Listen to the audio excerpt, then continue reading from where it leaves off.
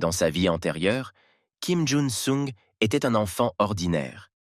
À la mort de ses parents, il a commencé à chercher des moyens de gagner de l'argent pour rembourser leurs dettes. En tant qu'étudiant, Jun-sung essayait sans relâche de nouvelles façons de gagner de l'argent, donnant l'impression qu'il avait tout essayé. À l'université, Jun-sung est devenu un joueur professionnel des sports, gagnant beaucoup d'argent grâce aux tournois, ce qui lui a permis de rembourser facilement et ses dettes. Malgré sa renommée, Jun-sung cache le fait qu'il est un athlète des sports, utilisant le pseudonyme de Jun-hyuk et se déguisant soigneusement dans sa vie quotidienne. Un jour, Jun-sung a été approché par un camarade de classe qui a été surpris de voir avec quelle facilité il maîtrisait le programme difficile. Un camarade de classe a remarqué le nouveau bandeau de Jun-sung et lui a demandé de l'essayer. Il a refusé, ce qui l'a bouleversé. Jun-sung a commencé à s'excuser, expliquant qu'il avait une raison importante pour ne pas enlever le bandeau. Avant qu'il ait pu finir de parler, une autre camarade de classe a enlevé son bandeau sans permission. Tout le monde a remarqué que Jun-sung ressemble beaucoup à l'athlète des sports Jun-hyuk. Certains camarades de classe ne croyaient pas que le discret Jun-sung puisse être un joueur des sports, mais d'autres ont commencé à voir des similitudes. Un de ses camarades de classe a suggéré à Jun-sung de porter ses lunettes, semblables à celles que portait Jun-hyuk. À ce moment-là, il réalisa que tout avait été révélé. Lorsqu'il a mis ses lunettes, tout le monde s'est rendu compte que leur camarade de classe discret était Jun-hyuk. Toute la journée, Jun-sung était entouré de ses camarades de classe, demandant à jouer avec eux ou avouant qu'ils étaient ses fans qui suivaient tous ses tournois. À la fin de la journée scolaire, Jun-sung est monté sur le toit de l'école pour enfin se retrouver seul avec ses pensées. Il a caché son lien avec les sports, car l'argent rapide et une attention excessive pourraient lui apporter beaucoup de désagréments dans la vie. Sur le toit, Jun-sung a reçu la visite du même camarade de classe qui voulait voir son bandeau. Elle s'est excusée, ne s'attendant pas à un tel résultat. Jun-sung lui a assuré que ce n'était pas de sa faute et qu'il n'y avait aucune raison de s'excuser. Alors qu'il rentrait chez lui le même jour, Jun-sung a été heurté par un camion. Il ne pouvait pas croire que sa vie difficile se terminerait si soudainement. Au moment de la collision, il ne voulait qu'une chose, être riche et vivre sans problème dans la prochaine vie. Jun-sung renaît dans un autre monde, devenant un nouveau-né nommé Elle. À l'âge de Fouran, Elle apprend dans les livres que ce monde ressemble au Moyen-Âge avec un système féodal. Sa mère, une magicienne de 3e classe, avait perdu son mari et se sentait seule. Elle n'avait personne à part Ella. Elle voulait maîtriser la magie pour plaire à sa mère. Et depuis son enfance, il s'entraînait dur chaque jour. Un soir, la mère d'Ella, fatiguée mais joyeuse, rentra chez elle et l'appela Ellie. Elle a demandé plus d'une fois de ne pas l'appeler ainsi, sinon il arrêterait de lui parler. Sa mère était très bouleversée, le traitant de sans cœur à cause de sa dureté. Elle a essayé de s'excuser, disant qu'elle pourrait l'appeler Ellie si seulement elle arrêtait de pleurer. La mère s'est immédiatement calmée et a commencé à le serrer dans ses bras, lui exprimant son amour maternel. Le lendemain, elle se rendait dans un village voisin pour vendre des feuilles de thé risetto. Avant de partir, elle a essayé d'avertir Elle, mais il n'a pas répondu, et elle a supposé qu'il dormait encore. En entrant dans la chambre, la mère vit qu'elle était déjà prête à partir et l'entendit dire qu'il voulait l'accompagner. Au début, elle est touchée, heureuse que son fils ait décidé de prendre l'initiative et de l'accompagner. Mais elle s'y oppose catégoriquement, expliquant qu'il peut y avoir des monstres sur la route qui veulent le manger. Elle, à son tour, n'a pas encore dit à sa mère qu'il sait déjà utiliser la magie. Ella était constamment gênée par l'idée qu'il devrait maîtriser les sorts plus rapidement. Devenu magicien de 5e classe, il recevra le statut de vicomte. Et s'il atteint la 7e année, il deviendra puissant et riche et pourra vivre sans souci. Elle assure à sa mère que tout ira bien et qu'en cas de danger, il la protégera. Maman, touchée par ces paroles, décide d'emmener Ella avec elle. Elle promet de l'écouter et de ne pas prendre de risques. Avant de partir, sa mère lui assure que quoi qu'il arrive, elle le protégera toujours. Maman a commencé à s'inquiéter du fait qu'ils marchèrent sans arrêt depuis plusieurs heures, mais elle lui a assuré qu'il n'était pas fatigué, car il s'était beaucoup entraîné. Il a ajouté que les futurs grands magiciens devraient renforcer leur corps et leur esprit dès l'enfance. Maman se souvenait qu'on en parlait souvent à l'Académie de magie. Elle l'a distraite en lui montrant une fleur qu'il avait lue dans un livre et en mentionnant qu'elle pouvait être utilisée comme médicament, ce qui a une fois de plus convaincu sa mère de son intelligence. Bientôt, Ils atteignirent l'endroit où maman avait auparavant installé un petit camp pour se reposer. Elle entendit soudain des bruits étranges venant des buissons. Il s'est avéré qu'un petit groupe d'orques s'approchait d'eux, ayant senti l'odeur des gens.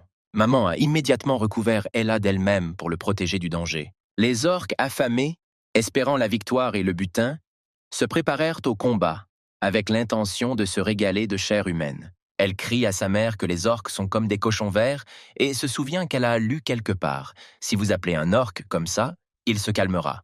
Mais au lieu de cela, les orques sont devenus encore plus en colère et ont immédiatement attaqué. Maman n'a pas été déconcertée et a rapidement préparé un sort, invoquant une boule de feu pour neutraliser les orques. La boule de feu frappa les orques avec des flammes vives, les arrêtant instantanément. Maman a juste souri quand elle a entendu, elle, appeler les orques des cochons verts. Après l'attaque, les orques, effrayés, s'enfuirent, craignant de nouvelles attaques. Elle était choquée de voir avec quelle facilité sa mère s'occupait d'un groupe d'orques. Il dit avec admiration qu'elle était excellente dans une magie aussi puissante, et elle était ravie d'entendre cela. Pendant le dîner, ma mère m'a expliqué que les orques ont peur du feu, mais que des monstres plus dangereux peuvent vivre dans la forêt. Elle a également averti que les gens comme les trolls et les ogres sont difficiles à vaincre en raison de leur régénération et de leur forte constitution. Elle pensait que vaincre un tel monstre rapporterait beaucoup d'argent. Le sang de troll est apprécié en alchimie et la peau d'ogre est rare et chère. Maman a dit que le voyage jusqu'au village de Banzark prendrait environ 3 jours, et elle a assuré qu'ils supporteraient le voyage. Après 3 jours de voyage, ils atteignirent enfin le village. Elle regardait Banzark avec admiration, étonnée par sa beauté. Une fois à Banzarka, elle ne pouvait s'empêcher de penser que pour la première fois de sa vie, il avait l'impression d'être dans un monde complètement différent. Avec leur mère, ils se sont rendus dans l'un des magasins locaux. Ils ont été accueillis à l'intérieur par Monsieur Dibel, le propriétaire du magasin. Il remarqua immédiatement que cette fois, la mère d'Ella n'était pas venue seule. Maman a présenté Ella, l'appelant son ami le plus fiable et un garçon intelligent et doux. Monsieur Dibel a salué elle et a remarqué la couleur inhabituelle de ses yeux, très différente de celle de ses pères. Il s'est excusé auprès de la mère d'Ella et a noté qu'elle avait vraiment un fils extraordinaire. Mama Ella a ensuite montré à Monsieur Dibel les feuilles de thé Ricetto de la plus haute qualité. Monsieur Dibel, après avoir évalué la marchandise, a proposé de payer 5 pièces d'or supplémentaires, car il est rare de trouver des feuilles d'une telle qualité. Elle a remarqué avec quelle habileté Monsieur Dibel interagissait avec les gens et proposait des produits à des prix honnêtes. Il a décidé que si jamais il collaborait avec un magasin, il choisirait celui-ci. Après cela, elle et maman ont rapidement quitté le magasin. Monsieur Dibel, resté seul, s'est assis à table et a continué à penser qu'elle deviendrait définitivement un grand homme. Après cela, elle et sa mère se sont dirigées vers la tour magique pour vendre des pierres de mana avec des runes. Ces pierres permettaient à n'importe qui d'utiliser la magie, mais en raison de leur utilisation unique, elles étaient très coûteuses. Elle pensait pouvoir créer de telles pierres, mais les matériaux utilisés étaient trop chers et il ne pouvait pas prendre de risques. Puis il demanda à sa mère s'il pouvait acheter les grimoires nécessaires dans la tour. La tour magique vendait également des livres de magie de 9e et 10e année qui aideraient à atteindre un haut niveau de magie. Sur le continent, le magicien le plus puissant a atteint le 9e niveau, et personne n'a encore réussi à le surpasser. Elle a été étonnée qu'il existe une 10e classe de magie, ce qui l'a fait reconsidérer ses plans. Il a immédiatement demandé à sa mère de lui acheter des grimoires pour la 8e et la 9e année, ce qui l'a rendue très heureuse. Le vice-maître de l'académie les accueillit à la tour magique. Maman lui a montré ses pierres de mana et elles ont fait bonne impression. Le vice-maître s'est intéressé à elle et a commencé à lui serrer le visage, ce qui n'a pas du tout plu à elle. Le vice-maître présenta la mère d'Ella à son fils Gédric, qui possédait déjà une magie de premier ordre. Il a ensuite demandé à son fils de montrer aux invités comment il invoquait la boule d'énergie.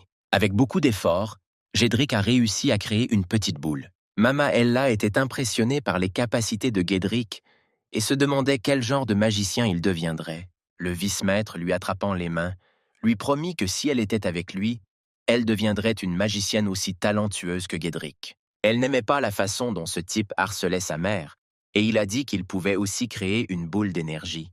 Tout le monde a été choqué par ce qu'ils ont entendu, et maman a demandé à elle pourquoi il disait de telles choses. Elle concentra tout son pouvoir magique et commença à créer une énorme boule d'énergie. La balle qu'il a créée s'est avérée être des dizaines de fois plus grosse que celle de Gédric. Maman, en regardant cela, a été stupéfaite par la puissance de la magie de son fils. Après cela, elle s'est jetée dans les bras d'El, le félicitant constamment et l'appelant le meilleur magicien du monde. À ce moment-là, le maître fit irruption dans la pièce, impatient de découvrir qui avait fait preuve d'une magie aussi incroyable. Le maître commença à chercher celui qui avait créé une boule d'énergie aussi énorme, dans l'espoir de trouver un magicien de 7e classe. Lorsqu'il vit Elle devant lui, il s'exclama qu'il n'avait jamais vu un voyou aussi inhabituel, car les yeux d'Elle ne correspondaient pas à son âge. Elle ne comprit pas très bien de quoi parlait le maître, et il expliqua que les sages comme lui peuvent tout savoir sur une personne simplement en la regardant dans les yeux.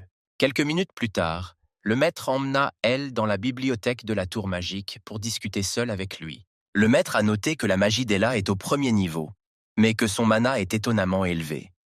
Il était étonné de voir comment Elle avait pu le développer si rapidement. Le maître a expliqué qu'un mage de 7e niveau est égal en compétences de combat à un maître d'épée, mais que les mages, en raison de leur mana limité, sont plus vulnérables au combat que les chevaliers. Il voulait savoir comment Elle augmentait son mana. Elle se rendit vite compte que le maître cherchait à découvrir son secret. Le maître, surpris par l'audace d'Elle, lui offrit une somme décente pour cette information. Le maître offrit à Ella 10,000 pièces d'or, avec lesquelles ses petits-enfants pourraient vivre dans le luxe. Mais elle a refusé, demandant à la place des pierres de mana et des grimoires de 8e et 9e année. Le maître fut surpris de savoir pourquoi il avait besoin de tout cela, mais prépara quand même 100 pierres de mana et plusieurs grimoires. Elle l'a remercié pour la bonne affaire. Le maître se demandait pourquoi, en parlant avec elle, il lui semblait qu'il parlait avec un grand magicien. Avant de partir, Elle a demandé au maître de ne parler à personne de ceux dont ils avaient discuté. Quand elle et sa mère rentrèrent chez elle, elle commença à lui demander comment il avait pu maîtriser une telle magie si rapidement. Dans sa vie antérieure, elle a consacré tout son temps libre à étudier, s'efforçant non seulement d'aller à l'université, mais aussi de s'offrir une belle vie. Par-dessus tout, il aimait les mathématiques et prenait un grand plaisir à résoudre des problèmes complexes. Dans ce monde, Elle a remarqué que les formules magiques sont plus complexes que les formules mathématiques, mais grâce aux connaissances d'une vie antérieure, il a pu réduire au minimum le temps d'utilisation de la magie. Bien sûr, Elle ne pouvait pas expliquer les formules mathématiques à sa mère. Alors il lui a immédiatement donné des formules magiques toutes faites qui lui permettaient d'utiliser des sorts avec la même puissance, mais en moins de temps. Maman était ravie du talent mental de son fils et lui a demandé de lui apprendre quelques techniques supplémentaires. 2 ans plus tard, ils se rapprochèrent de la tour magique de Banzarka et sa mère atteignit le 4e niveau de magicien. Un jour, lors d'un voyage à Banzark, ils rencontrèrent des marchands d'esclaves tenant 2 filles émaciées. Elle et sa mère ne pouvaient pas laisser cela impuni et décidèrent de donner une leçon aux marchands d'esclaves. Mama Ella, étant une femme au bon cœur, ne pouvait pas tolérer un tel comportement. Maman Ella a décidé qu'il ne servait à rien de parler à de telles personnes et a immédiatement utilisé la magie.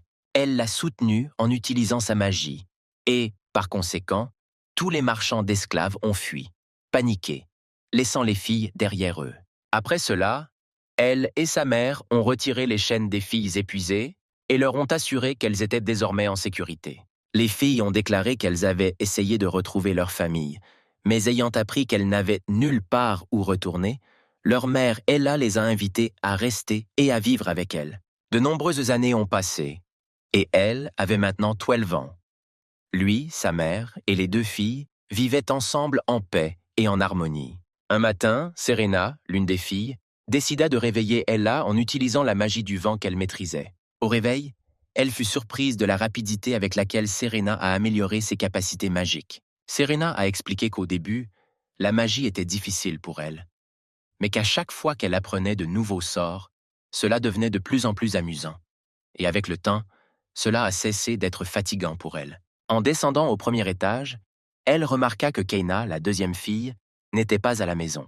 Serena a mentionné que Kaina sortait beaucoup ces derniers temps pour s'entraîner avec son épée. À ce moment-là, Kaina rentra chez elle et salua Ella et Serena. Elle la salua et la félicita, notant que ses compétences s'améliorèrent chaque jour. Kaina répondit qu'à chaque mouvement de l'épée, elle se sentait devenir plus forte. Elle a proposé de démontrer ses compétences, mais elle a poliment suggéré de le faire à l'extérieur. Kaina et elle avaient presque le même âge, et Serena avait 2 ans de plus qu'elle.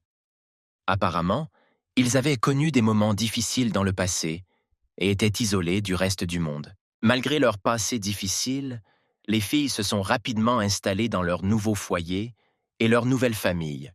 Et à partir de ce moment-là, elle est devenue leur enseignante. Serena s'est avérée douée en magie et a facilement atteint le premier niveau de classe. Kaina, ayant un excellent physique, était excellente avec une épée. Elle était heureuse pour les filles et sereine d'avoir trouvé un nouveau foyer et une nouvelle famille. Quelques minutes plus tard, leur mère est venue vers eux, rayonnante de joie. Elle a demandé ce qui s'était passé. Maman a dit qu'hier, elle était officiellement devenue magicienne de 5e année. Tout le monde était ravi et a commencé à la féliciter pour cette grande réussite. Elle a suggéré de célébrer un tel événement, mais au début personne n'a compris son idée. Puis il a invité tout le monde à se rendre à la tour magique, et l'idée a été acceptée avec enthousiasme. Lorsqu'ils entrèrent dans la tour, le maître fut surpris de voir à quel point elle avait grandi depuis leur dernière rencontre. Elle était heureuse de voir le maître et le félicita pour sa récente victoire sur le maître de l'épée, notant qu'il devenait plus fort. Le maître répondit que c'était le mérite de la technique qu'elle lui avait révélée un jour. Ensuite, tout le monde s'est mis à table pour découvrir pourquoi elle a décidé de visiter la tour magique. Elle sortit un sac de son sein et versa une poignée de pierres magiques sur la table. Le maître était étonné qu'elle soit capable de créer lui-même un objet aussi rare et complexe. Ces pierres magiques étaient bien plus précieuses que les pierres de mana ordinaires, utilisées toutes les quelques années. Les pierres magiques pouvaient être utilisées jusqu'à 100 fois et étaient restaurées en seulement 3 jours. Grâce à ces pierres, des magiciens de tout le continent ont tenté de retrouver la maison d'elle. Mais jusqu'à présent, rien de suspect ne s'était produit. Elle réalisa que ces pierres pouvaient être d'un grand intérêt pour le maître et comprit qu'il voulait quelque chose en retour. Elle a déclaré qu'il avait besoin de 4 choses pour obtenir les droits sur la technologie permettant de créer des pierres magiques dans la tour Banzarka. La première revendication était une demande de protection pour sa famille. La deuxième exigence d'elle était d'obtenir plusieurs livres de sorcellerie et d'épée afin que les filles puissent améliorer leurs compétences. La troisième exigence d'elle était de louer un hôtel de qualité pour sa mère, récemment devenue mage de 5e niveau, afin de lui offrir des vacances luxueuses en l'honneur de cela. Maman Ella n'a pas pu contenir ses émotions et a serré son fils dans ses bras, touché par ses soins. La dernière demande d'elle était de recevoir des livres sur la création de golems. Le maître fut surpris par cette demande, car même avec des instructions, créer un golem demande beaucoup d'expérience. Elle a expliqué qu'il était simplement curieux de savoir comment les golems étaient créés, même s'il prévoyait en réalité de les utiliser pour atteindre son objectif. Années passèrent, et la vie était prospère pour Ella et sa famille. Ils vivaient dans l'abondance. Une nuit, un groupe de bandits décide de kidnapper le créateur des pierres magiques et de le livrer à leur chef. Leur tâche était d'entrer dans la maison, de retrouver le créateur et de le ramener vivant, ce qui ne leur semblait pas une tâche facile. L'un des bandits a proposé de se débarrasser du créateur s'il résistait, malgré l'ordre de le ramener vivant. Soudain, elle apparut devant eux, ce qui leur fit très peur, et il dit avec un sourire que ce n'était vraiment pas une mauvaise idée. Derrière les bandits, un petit groupe de golems de combat créé par elle est soudainement apparu. L'un des golems a instantanément attrapé l'un des bandits, le neutralisant. Le bandit a tenté de s'échapper en frappant le golem avec ses épées, mais celles-ci se sont immédiatement brisées en morceaux. Les bandits n'avaient aucune chance face à des adversaires aussi puissants. Quelques instants plus tard, les golems ont attrapé les 2 bandits, qui avaient perdu connaissance, et les ont emmenés dans une direction inconnue. Elle pensait que même si 16 golems étaient encore inachevés, ils se comportaient bien au combat. Après qu'elle ait reçu des livres sur la création de golems du maître de la tour magique, il s'est intéressé au processus de création de ceux-ci et a passé beaucoup de temps à le faire. Mais malgré leur bonne efficacité, ils n'ont toujours pas atteint l'objectif qu'elle tentait d'atteindre. Après le combat de la nuit, elle a décidé de nettoyer les traces de sang laissées par les golems pour que maman et les filles ne remarquent rien.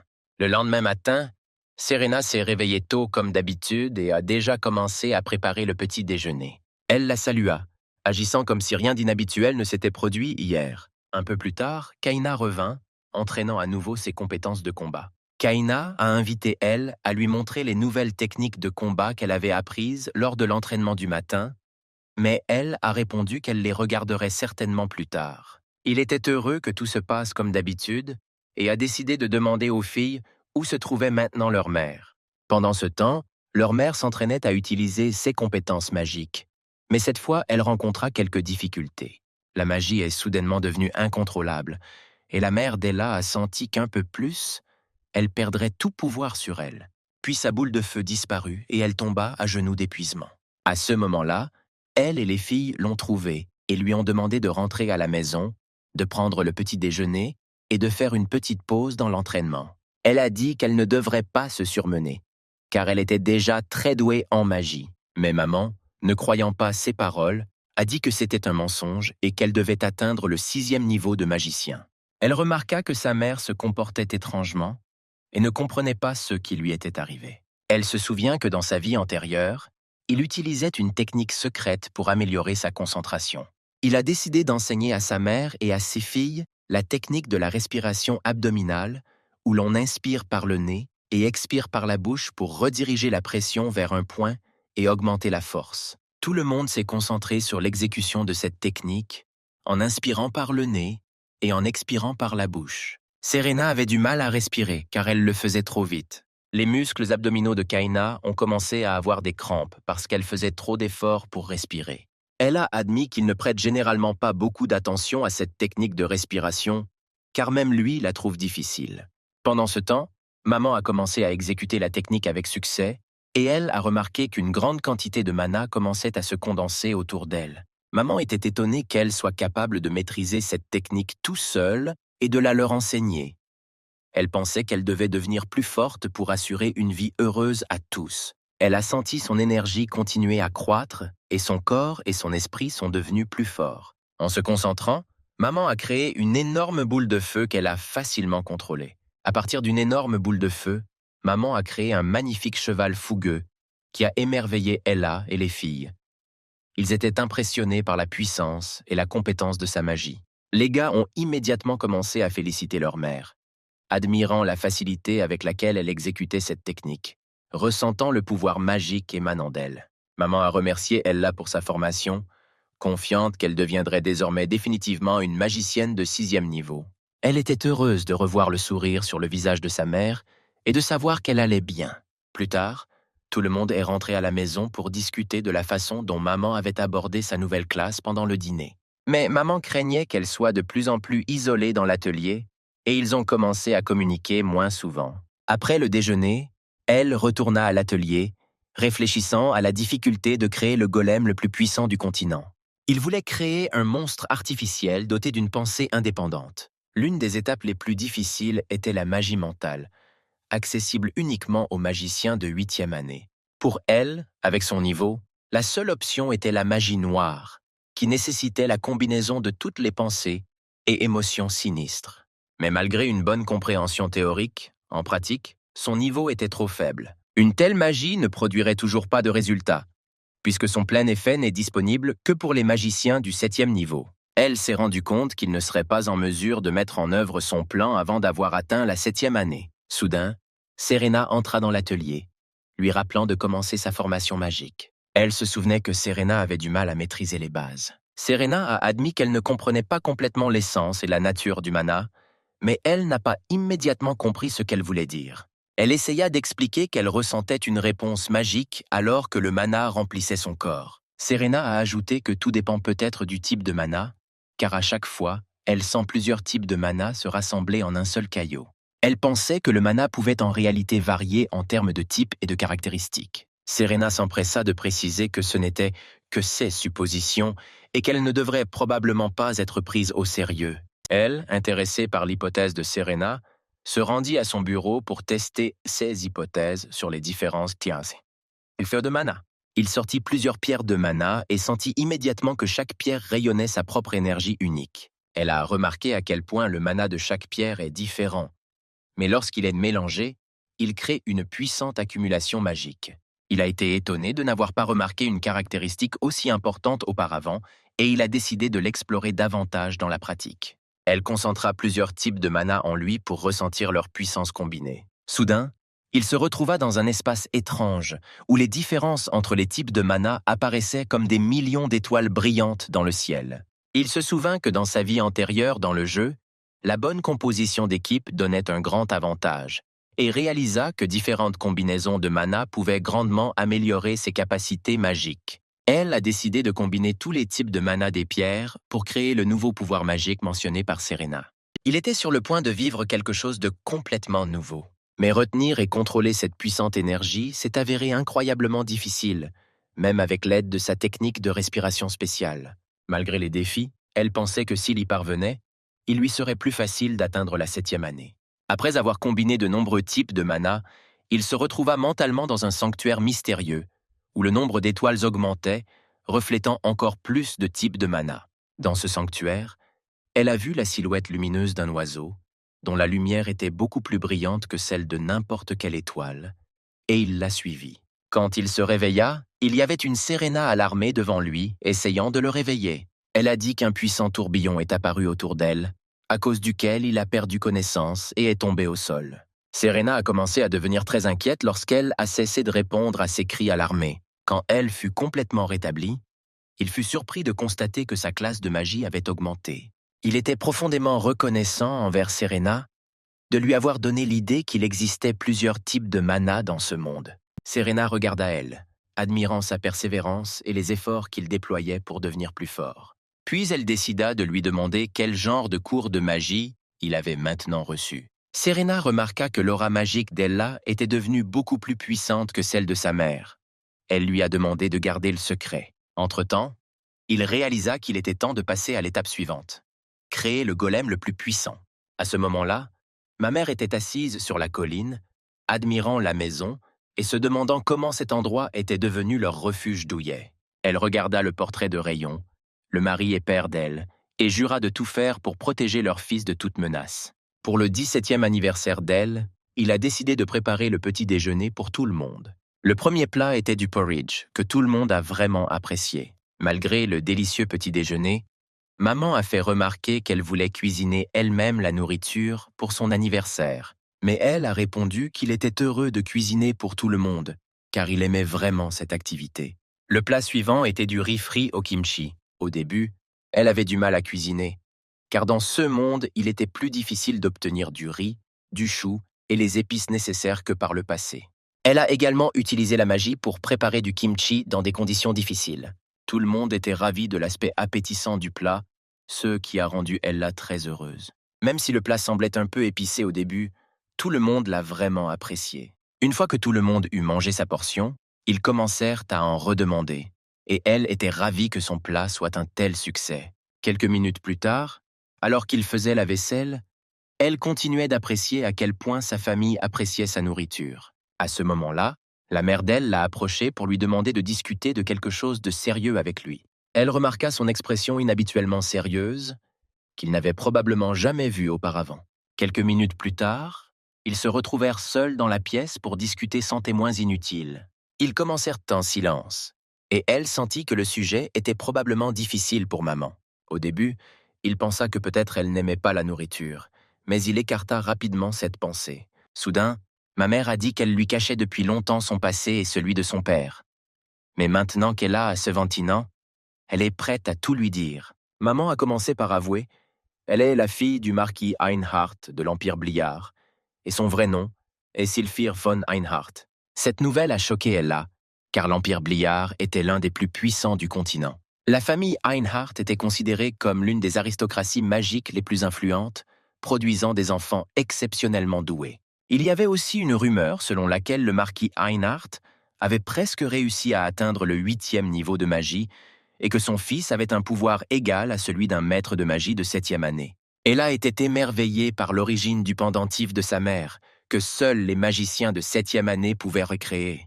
Il se souvenait également que leur bibliothèque contenait des livres rares, accessibles uniquement aux personnes très riches et influentes. Maman a dit que sa mère était décédée 4 jours après sa naissance et qu'elle avait été élevée par un père strict et un frère aîné. À l'âge de 7 ans, son père l'a fiancée au prince de l'Empire de Bliard. Mais elle rêvait d'une vie libre, où elle pourrait choisir sa propre voie. Des années plus tard, elle rencontre Rayon Luvius, le père d'elle, et tombe amoureuse de lui au premier regard. Il n'avait aucune compétence particulière, aucune apparence attrayante, aucune richesse, Mais avec lui, elle pouvait rêver de liberté. Son père avait prévu de la marier au prince lorsqu'elle aurait 17 ans, mais avant cela, elle s'est enfuie avec Rayon.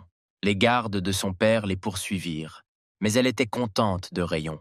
Cependant, leur bonheur ne dura pas longtemps. Moins d'un an plus tard, ils furent arrêtés afin que leur père puisse les séparer personnellement. Son père a promis de libérer Rayon, mais lui a d'abord permis de lui dire au revoir. Elle s'est excusée auprès de Rayon pour tout ce qu'il avait dû traverser, mais sa seule préoccupation était de savoir si elle resterait dans la famille. Elle a remercié Rayon d'avoir ressenti pour la première fois avec lui une vraie liberté et un vrai bonheur. Elle lui a alors demandé d'avancer et d'être heureuse sans elle, même s'il lui était difficile d'imaginer la vie sans lui. Rayon a répondu que même s'ils étaient séparés, ils seraient toujours ensemble. À ce moment-là, le garde a soudainement tué Rayon en lui coupant la tête, ce qui a laissé Sylphire sous le choc. Son père a dit qu'elle devrait être reconnaissante de lui avoir épargné sa douleur et de lui avoir permis de dire au revoir à Rayon avant son exécution.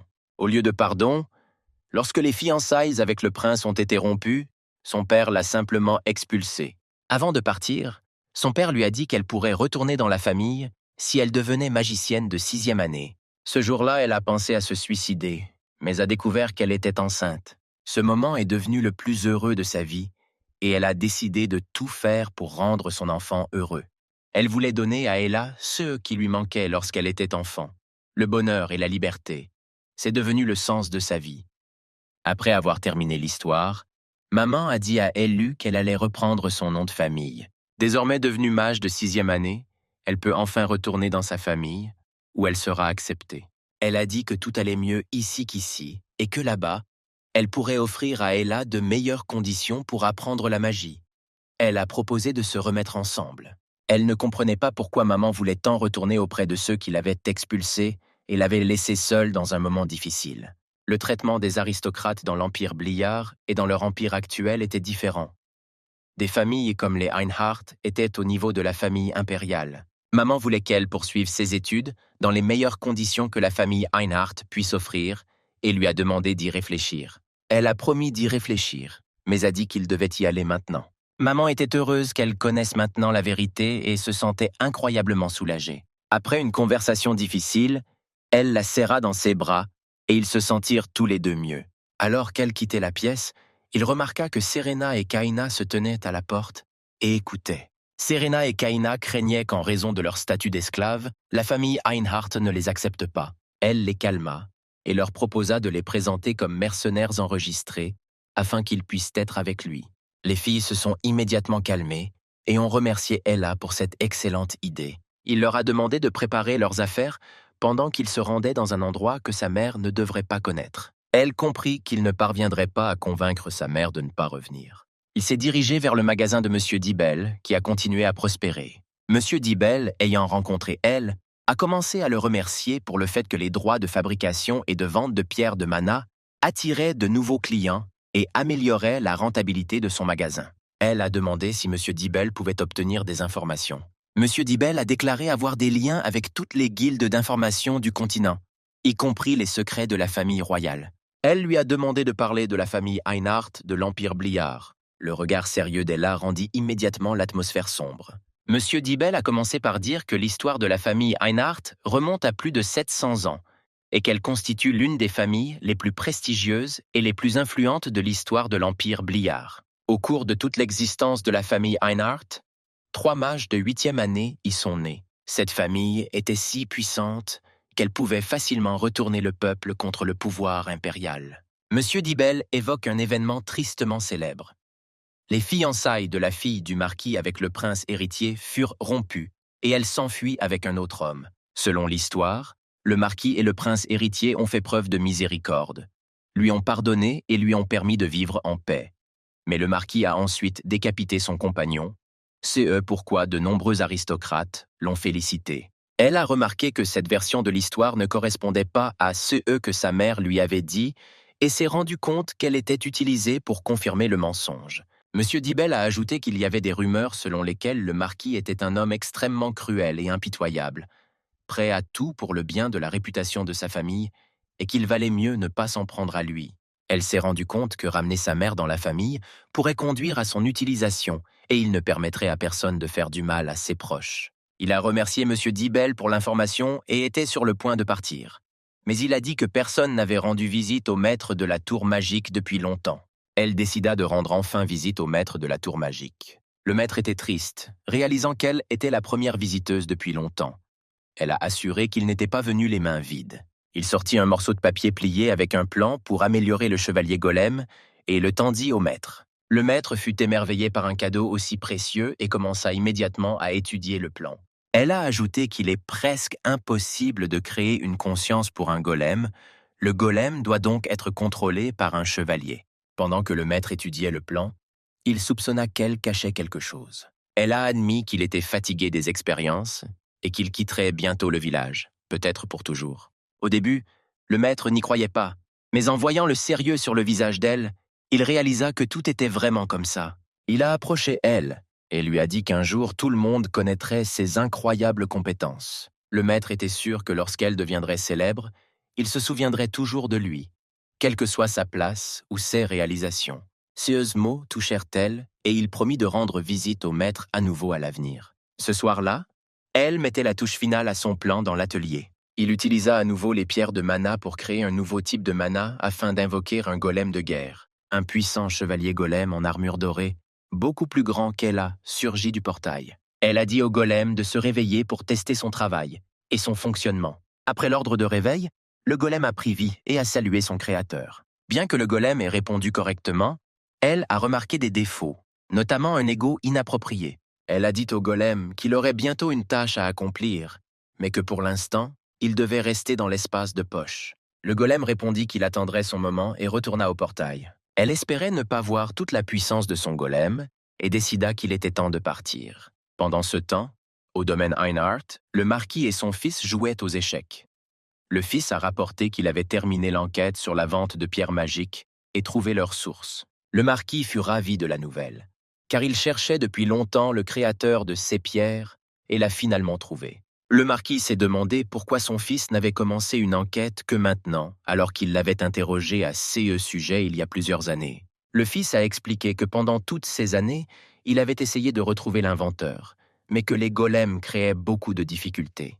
Tous les mercenaires et assassins qu'il a engagés ont été détruits par ces golems. Le marquis comprit que l'ennemi était sérieux, puisqu'il était capable de créer ce que d'autres ne pouvaient pas créer. Le fils aîné ajouta que toutes les tours magiques du continent avaient déjà abandonné la recherche de pierres magiques. Il a également noté que la production de telles pierres est peu coûteuse et qu'elles peuvent générer de gros profits. Le marquis pensait que s'il commençait à vendre ces objets dans l'un des 10 magasins du continent, leur magasin familial deviendrait le plus rentable. Le fils a regardé cela et s'est demandé pourquoi son père, qui admire rarement quoi que ce soit, admirait autant ces pierres. Le fils a dit à son père que l'inventeur était Sylphir et son fils Elle, qui avait récemment eu 17 ans. Le marquis fut surpris. Il a ordonné le retour de sa fille, expulsée il y a de nombreuses années. Le marquis était sûr que sa fille voudrait retourner dans la famille, notamment avec son fils. Il attendait déjà avec impatience de voir sa famille prospérer grâce au secret de la création des pierres magiques. Le fils aîné a demandé quoi faire du prince héritier, qui n'est peut-être pas content du retour de Sylphir. Le marquis répondit qu'il valait mieux ne pas lui en parler. Le marquis espérait naïvement que la fille expulsée voudrait retourner dans la famille et l'aider. Le lendemain, elle, maman et les filles se rendirent chez la famille Einhardt, laissant derrière elle la vieille maison dans laquelle il était peu probable qu'elle revienne. Elle était heureux qu'il revienne dans la famille Einhardt sans mauvais souvenir. Il voulait dire à sa mère qu'il était devenu un affamé de 7e année, mais il ne savait pas comment expliquer comment un jeune homme pouvait atteindre un niveau aussi élevé, alors que beaucoup ne l'ont pas atteint de toute leur vie. Elle avait du mal à imaginer comment il expliquerait ses pouvoirs magiques en cas d'urgence. Après un certain temps, ils arrivèrent au village et se préparèrent à se rendre à Kefermil, la maison de la famille Einhardt, en utilisant la téléportation. Maman s'est rapprochée du responsable de la téléportation pour connaître le coût. Il a dit que la téléportation coûte 200 pièces d'or par personne et 800 pièces d'or pour les 4. Maman a objecté que c'était trop cher, ce à quoi l'homme lui a brusquement saisi la main et a déclaré que de tels portails étaient le privilège des riches. Keina n'a pas pu le supporter et a essayé de lui donner un coup de pied, indigné par son impudence. Une minute plus tard, un autre homme est apparu, surpris de voir à quel point un problème mineur avait pris une ampleur disproportionnée. Il s'est excusé auprès de sa mère pour la gêne occasionnée par son collègue. Il s'est ensuite approché de l'homme au portail et lui a dit de quitter les lieux. L'homme a déclaré que se téléporter à Keffermill coûte 400 pièces d'or. Mais grâce à la réduction pour 4, ils devront en payer 360. Maman était contente de la réduction de prix, tandis qu'elle était sûre qu'ils avaient payé presque le double. L'homme a demandé pourquoi ils allaient à Keffermill. Maman a répondu qu'ils allaient y vivre. L'homme a remarqué que la famille forte se sentait en confiance, et tout le monde regardait Kaina. Une minute plus tard, il se trouvait devant le dispositif de téléportation, prêt à se diriger vers Keffermill.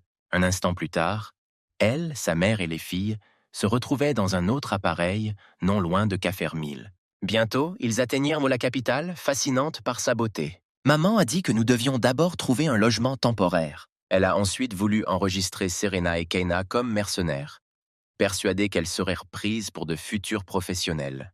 Maman a suggéré qu'après l'inscription, Serena et Kaina se promènent dans la ville pour montrer les sites touristiques. À ce moment, elle entendit une voix familière prononcer son nom. C'était le prince héritier avec lequel elle avait rompu ses fiançailles. Le prince était poli et hospitalier sans montrer d'hostilité. Elle l'a reconnu comme l'ex-fiancé de sa mère. Elle se souvient que M. Dibel avait déclaré que le prince Rayon Luvius avait fait exécuter son père devant sa mère. Pendant ce temps, le prince continuait de complimenter la mère d'Ella. Il a noté que, malgré les désaccords passés, il était heureux de la voir en vie et en bonne santé. Après les louanges, le prince demanda qui étaient ses enfants et la mère ne sut que répondre. Kaina murmura à Serena que le prince ne ressemblait pas du tout à l'homme ignoble dont parlait sa mère. Elle regarda le prince dans les yeux et vit de mauvaises intentions cachées derrière sa politesse. Le prince a continué à complimenter sa mère, disant qu'elle était toujours aussi attirante qu'avant et qu'elle était toujours la plus belle fille du monde. En même temps, il a décidé qu'il y parviendrait à tout prix. Elle a clairement vu comment le prince cachait ses véritables intentions et son mauvais caractère. Il décide d'intervenir et, souriant, demande au prince s'il connaît sa mère. Elle s'est présentée comme le fils de sa mère, pensant que le prince ne devrait pas regarder sa mère ainsi avec un regard aussi méchant. Le prince remarqua avec un sourire poli qu'elle ressemblait beaucoup à sa mère. Il a exprimé sa joie de la réunion et a suggéré de se revoir, ce à quoi elle a promis d'attendre avec impatience la prochaine réunion. Le prince passa devant sa mère et lui murmura qu'elle était toujours sa femme. Elle entendit cela et cria que le prince regretterait bientôt ce qu'il avait fait à sa mère. Le prince ignora Ella, pensant que Sylphire revenait dans la famille. Le prince décida qu'il ferait à nouveau de Sylphire sa maîtresse. Et pour ce faire, il devait éliminer Ella. Elle a remarqué que quelque chose n'allait pas avec sa mère et a décidé de la calmer. Maman a dit qu'elle avait juste besoin de se ressaisir et a suggéré d'aller à la guilde pour enregistrer les filles comme mercenaires. Bientôt, ils arrivèrent à la guilde et se préparaient pour l'examen. L'homme a expliqué qu'après l'examen, les filles seraient classées de F à B, en fonction de leur performance. Plus tard, le chef de la guilde lui-même est apparu, surpris de procéder à un examen avec les filles. Il a suggéré que l'examen soit donné à Serena et Kaina en même temps, pensant qu'elles ne pourraient pas le vaincre. Le chef de la guilde promit de ne pas leur faire de mal, croyant naïvement qu'ils étaient trop durs pour lui. Les filles ont été surprises par une telle confiance en elles et ont décidé de ne pas se sentir désolées pour lui lors de l'examen. Quelques minutes plus tard, ils étaient déjà dans l'arène, prêts pour le test. Le maître de guilde a dit aux filles de tout donner et elles se sont préparées à attaquer. Kaina sortit son épée et se prépara à utiliser une attaque à l'épée de feu pour frapper le maître de guilde aussi fort que possible. Après cela, Serena a activé le sort de combat Wind Sword pour achever l'entraîneur. À un moment donné, les filles ont commencé à craindre de blesser gravement le chef de la guilde. Cependant, le chef de guilde, épuisé, trouva la force de reprendre conscience et annonça que les deux filles recevaient le rang B. Elle était incroyablement heureuse que les filles atteignent facilement le plus haut rang de mercenaires. Les filles étaient également heureuses et ont demandé à leur mère si cela suffisait à les protéger. Maman était distraite, pensant tristement à quelque chose qui lui était propre. Plus tard, elle a tourné son attention vers les filles et les a félicitées pour leur réussite à l'examen. Elle remarqua que quelque chose n'allait pas chez sa mère et commença à s'inquiéter. Le soir, ma mère était assise à l'autel, pensant que le prince n'avait pas changé depuis toutes ces années. Elle avait peur que le prince essaie de la reconquérir et fasse ensuite la même chose à elle qu'à Rayon. Elle ne pouvait pas permettre que son fils soit blessé et était prête à tout pour lui. Même si elle souhaitait retourner paisiblement dans sa famille, rencontrer le prince rendait la tâche beaucoup plus difficile. Maman pensait que la famille Einhart devait protéger Ella. Pendant ce temps, elle et les filles retournèrent dans la chambre de leur mère. Lorsqu'elle entra, sa mère proposa immédiatement de révéler à la famille Einhart le secret de la création des pierres magiques. Elle expliqua que le continent tout entier s'efforçait de créer de telles pierres et que si elle enseignait à la famille Einhart, celle-ci l'accepterait et le protégerait. Elle a répondu qu'il ne devrait pas faire cela car il pourrait se protéger, ainsi que sa mère et ses filles. Serena et Kaina ont ajouté qu'elles pouvaient également se protéger mutuellement. Après cela, elle a invité sa mère à prendre un petit verre avec eux. Les filles ont apporté de la nourriture et des boissons puisqu'elles n'avaient pas mangé de la journée. Maman s'est sentie soulagée et a accepté de prendre une collation et un verre avec eux. Elle réfléchit au fait que, dans sa vie antérieure, il ne pouvait pas aider ses parents à payer leurs dettes. Maintenant, possédant des connaissances et des compétences, il s'est promis d'aider sa mère et ses filles, de leur donner ce que ses parents n'avaient pas pu obtenir dans une vie antérieure. Le lendemain, elle, sa mère et les filles se sont rendues au domaine familial Einhart, dans l'espoir d'une arrivée en douceur. Quelques heures plus tard, ils se trouvaient déjà aux portes du domaine Einhart. Elle et les filles furent émerveillées par la grandeur du domaine, qui s'est avéré être encore plus grand que le village de Banzark. Maman, remarquant que le domaine n'avait pas changé depuis qu'elle avait été expulsée, s'est approchée du gardien et a demandé à les laisser entrer. Au début, le garde refusa, mais après avoir appris que Sylphie Reinhardt revenait après 17 ans d'exil, il s'excusa et se dépêcha de se présenter au marquis. Le gardien s'excusa et courut informer le marquis du retour de sa fille. Pendant que sa mère attendait, elle se souvint des rumeurs. Après son expulsion, le pouvoir de la famille Einhart tomba et son père ne mangea ni ne but pendant 1 mois de chagrin. Elle ne comprenait pas non plus pourquoi, après l'exécution de Rayon, son père lui avait dit qu'elle devrait lui en être reconnaissante. Elle remarqua que sa mère était à nouveau plongée dans de sombres pensées et posa sa main sur son épaule pour la réconforter et lui montrer que tout irait bien. Maman a remarqué que son père marquis et son frère aîné se dirigèrent vers eux. Le marquis a immédiatement serré sa fille dans ses bras et a commencé à s'excuser pour tout ce qu'il avait fait. Elle l'observa et ne comprit pas pourquoi le marquis, en quête de gloire, s'excusait si sincèrement auprès de sa fille exilée. Il y avait une bonne raison à son comportement. Plus tard, le marquis remarqua Ella et demanda à sa fille qui était ce jeune homme. Maman a présenté Ella comme son fils et son petit-fils à Marquis. Elle lui-même a salué son grand-père. Le marquis avait l'air amical, mais elle remarqua qu'il commençait à sonder son énergie magique. Le marquis fut surpris de découvrir que la jeune Elle était déjà en 5e année de magie. Le marquis a continué à étudier le mana d'Elle et il craignait que son grand-père ne découvre pas sa véritable 7e année. Le frère aîné de Sylphir proposa de poursuivre la conversation sur le domaine, et le marquis appuya l'idée. Tout le monde se dirigea vers l'intérieur. Quelques minutes plus tard, elle, maman, son frère et Marquis étaient assis à table pendant que Serena et Kaina étaient envoyés se reposer.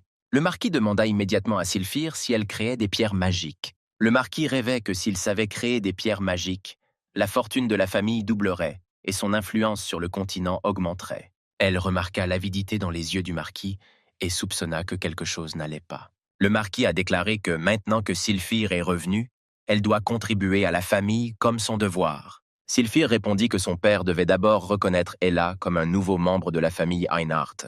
Sylphir a rapporté que son fils avait développé une nouvelle façon de créer des pierres magiques et qu'elle-même n'y était pas impliquée.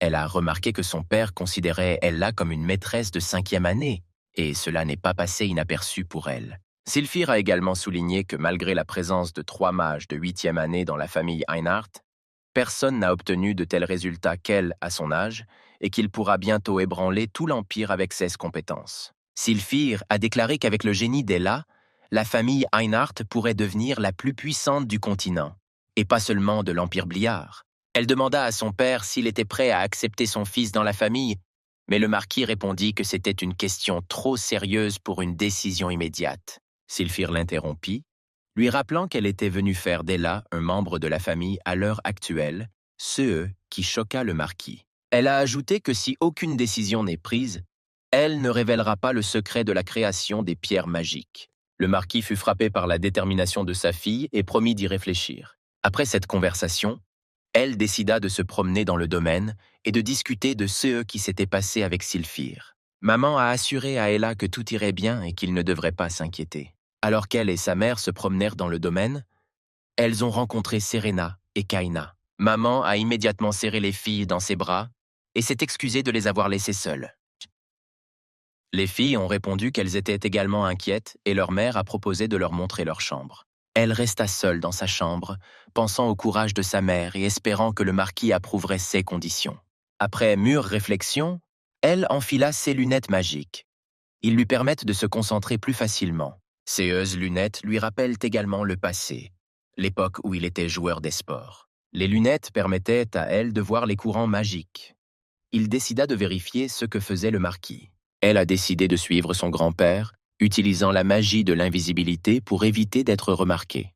En quelques secondes seulement, il se retrouva dans la chambre du marquis, où il put découvrir tous les détails de ses projets. Le marquis informa son fils aîné qu'elle avait les compétences nécessaires pour faire partie de leur famille. Mais bien qu'elle ait atteint le niveau 5 à 17 ans, elle a grandi dans un autre pays et restera étrangère à la famille. Le marquis craignait également qu'elle soit venue venger son père et Sylphire. Le fils aîné a rappelé à son père que Sylphire était un maître de 6e année, et cela pourrait devenir un problème. Le marquis le rassura en lui disant qu'il y avait une vingtaine de magiciens sur le domaine qui pourraient intervenir en cas de besoin. Il rapporte également que le prince héritier a répondu en proposant d'accepter Sylphire comme concubine si le marquis était d'accord. Le fils aîné craignait que si tout tournait mal, Sylphire découvre les enlèvements de magiciens talentueux et le lavage de cerveau que la famille Einhardt utilisait pour son propre bénéfice. Le marquis l'interrompit en lui ordonnant de garder le silence, car même la magie du silence ne garantissait pas que leur conversation ne serait pas entendue. Alors qu'elle écoutait la conversation, il remarqua des appareils dans la pièce que même les magiciens de 6e année ne pouvaient pas éteindre. Il réalisa que si la vérité sur l'enlèvement des magiciens était connue, cela provoquerait un énorme scandale dans l'Empire Bliard. Le fils aîné déclara qu'il ne souhaitait plus aborder ce sujet avec le marquis.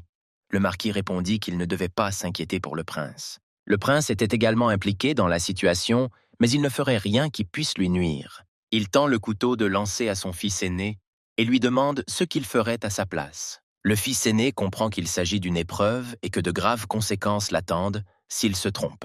Il prend le couteau et dit à son père qu'il acceptera d'abord la proposition du prince. Il capturera alors elle et le retiendra en otage jusqu'à ce que Sylphire révèle le secret des pierres magiques. Il a ajouté qu'ayant appris le secret de la création de pierres magiques, il enverrait Sylphire au prince et, si nécessaire, utiliserait la force pour bloquer sa magie. Il prévoyait également de laver le cerveau d'elle pour qu'elle devienne un mage au service de leur famille, ce qu'elle n'aimait pas. Le marquis était satisfait du projet de son fils et le déclara principal successeur légal. Elle a été tourmentée à l'idée de la cruauté de cette famille et du fait qu'il pouvait refuser l'offre de sa mère de venir ici. Il se demandait pourquoi il ne pouvait pas l'arrêter. Mais ensuite, Hal s'est rendu compte qu'il était consumé par son propre sentiment de supériorité et par le désir de rendre tout le monde heureux, malgré les circonstances. De plus, il voulait respecter la décision de sa mère et maintenant c'était le résultat de ses actes. Hal aurait pu accepter le fait qu'ils essayaient de l'utiliser, car il se doutait déjà de quelque chose. Mais il ne pouvait pas pardonner leur intention de remettre sa mère au prince. Hal devint encore plus en colère, ce qui le rendit négligent.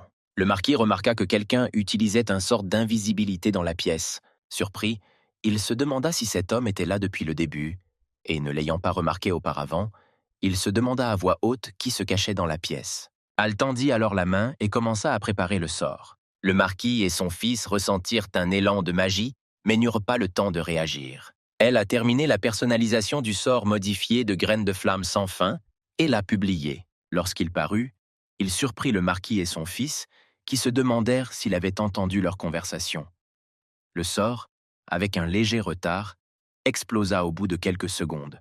Le marquis fut choqué de réaliser ce qui allait se passer. Une puissante explosion a suivi et une énorme boule de feu a traversé le toit du domaine vers le ciel. Bientôt, une seconde explosion, tout aussi puissante, détruisit tout sur son passage. La terre était brûlée, l'air rempli de cendres et de fumée. Le marquis et son fils n'ont heureusement subi aucune blessure visible. Le marquis fut émerveillé par la puissance du sort. N'importe quel autre magicien aurait eu besoin d'une demi-heure pour lancer un tel sort, et c'était un sort de 7e niveau capable de détruire des milliers de personnes. Après l'explosion, des gardes ont fait irruption dans la pièce et ont demandé si tout allait bien. Ils virent 2 chefs de famille et un petit groupe de militaires. Elle flotta dans les airs pendant un moment et déclara qu'il était heureux qu'il soit en vie parce que sa colère était trop grande pour les détruire rapidement. Il tendit à nouveau la main, ne leur laissant pas le temps de réagir. Une petite boule se forma sous sa paume, entourée d'un cercle magique. Al a dit au groupe en dessous de lui qu'il voulait qu'il souffre pour toujours et se repente d'avoir osé s'opposer à sa famille. Il leva la main et la petite boule tourna pour former un grand cercle magique derrière lui. Al jeta un sort d'invocation, promettant souffrance et destruction à ceux qui se mettraient en travers de son chemin.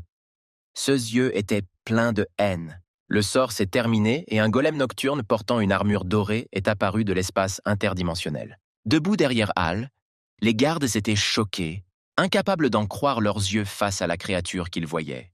Le marquis se mit à rire, ce qui fit demander à son fils s'il allait bien. Les yeux pétillants, le marquis répondit que c'était incroyable et que c'était la meilleure chose qu'il ait jamais vue.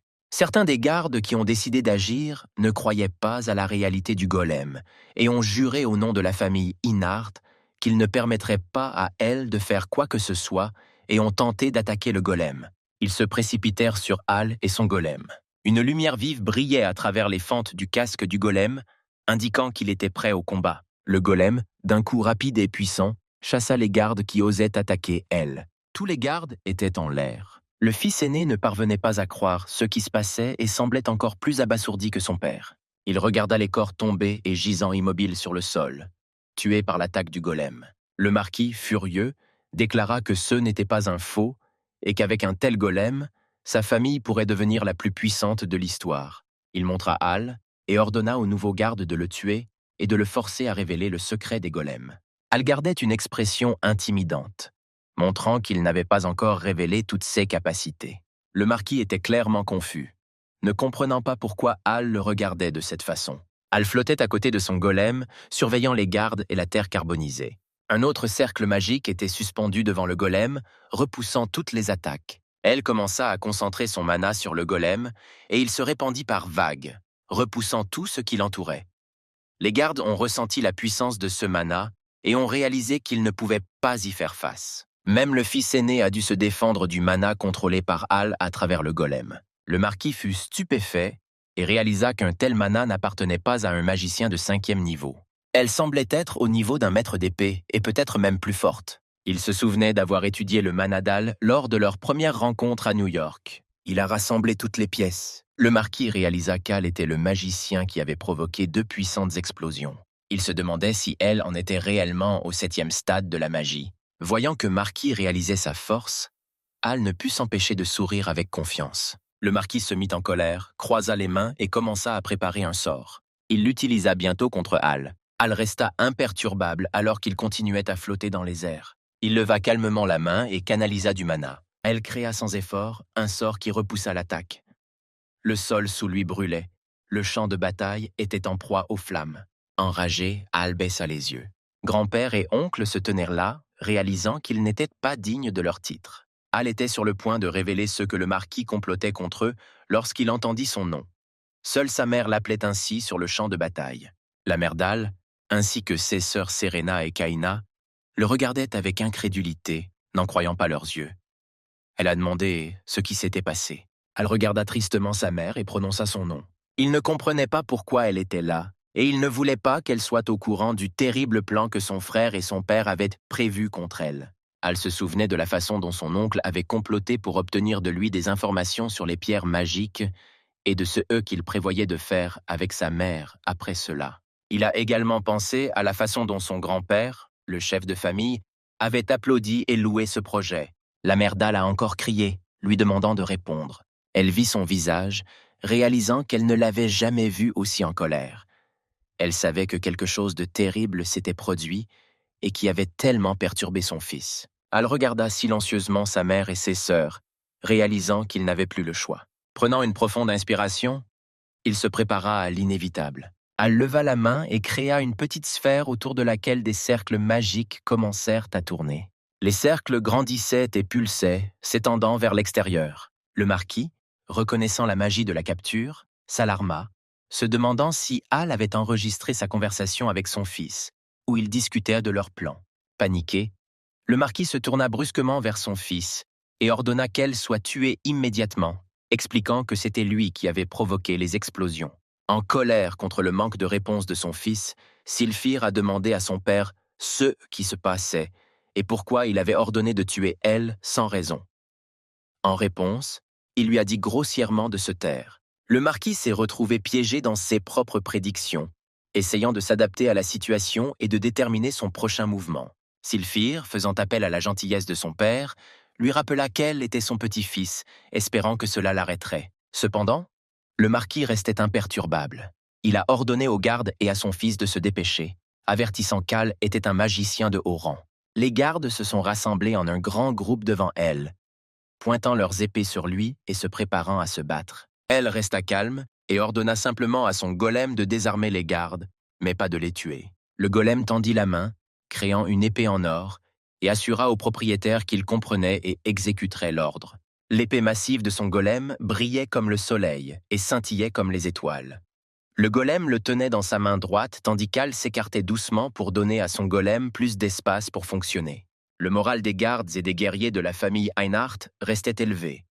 Ils levèrent leurs épées et poussèrent fièrement un cri de guerre, leur premier objectif étant de détruire l'épée invoquée du golem. Cependant, Hal savait que c'était impossible. L'épée dorée du golem était un symbole de son pouvoir, forgée à partir de l'acier nain le plus pur, recouverte de métal magique pour renforcer les sceaux enchantés. L'avant de la lame était recouvert d'or et imprégné d'un sort qui repoussait les coups, et était également renforcé par une magie d'affûtage spéciale, augmentant sa puissance. Hal a compris que, tout comme dans sa vie antérieure, il était important d'améliorer constamment ses combattants les plus forts afin qu'ils restent efficaces. Il était réaliste et savait que son golem devait être poussé dans ses derniers retranchements.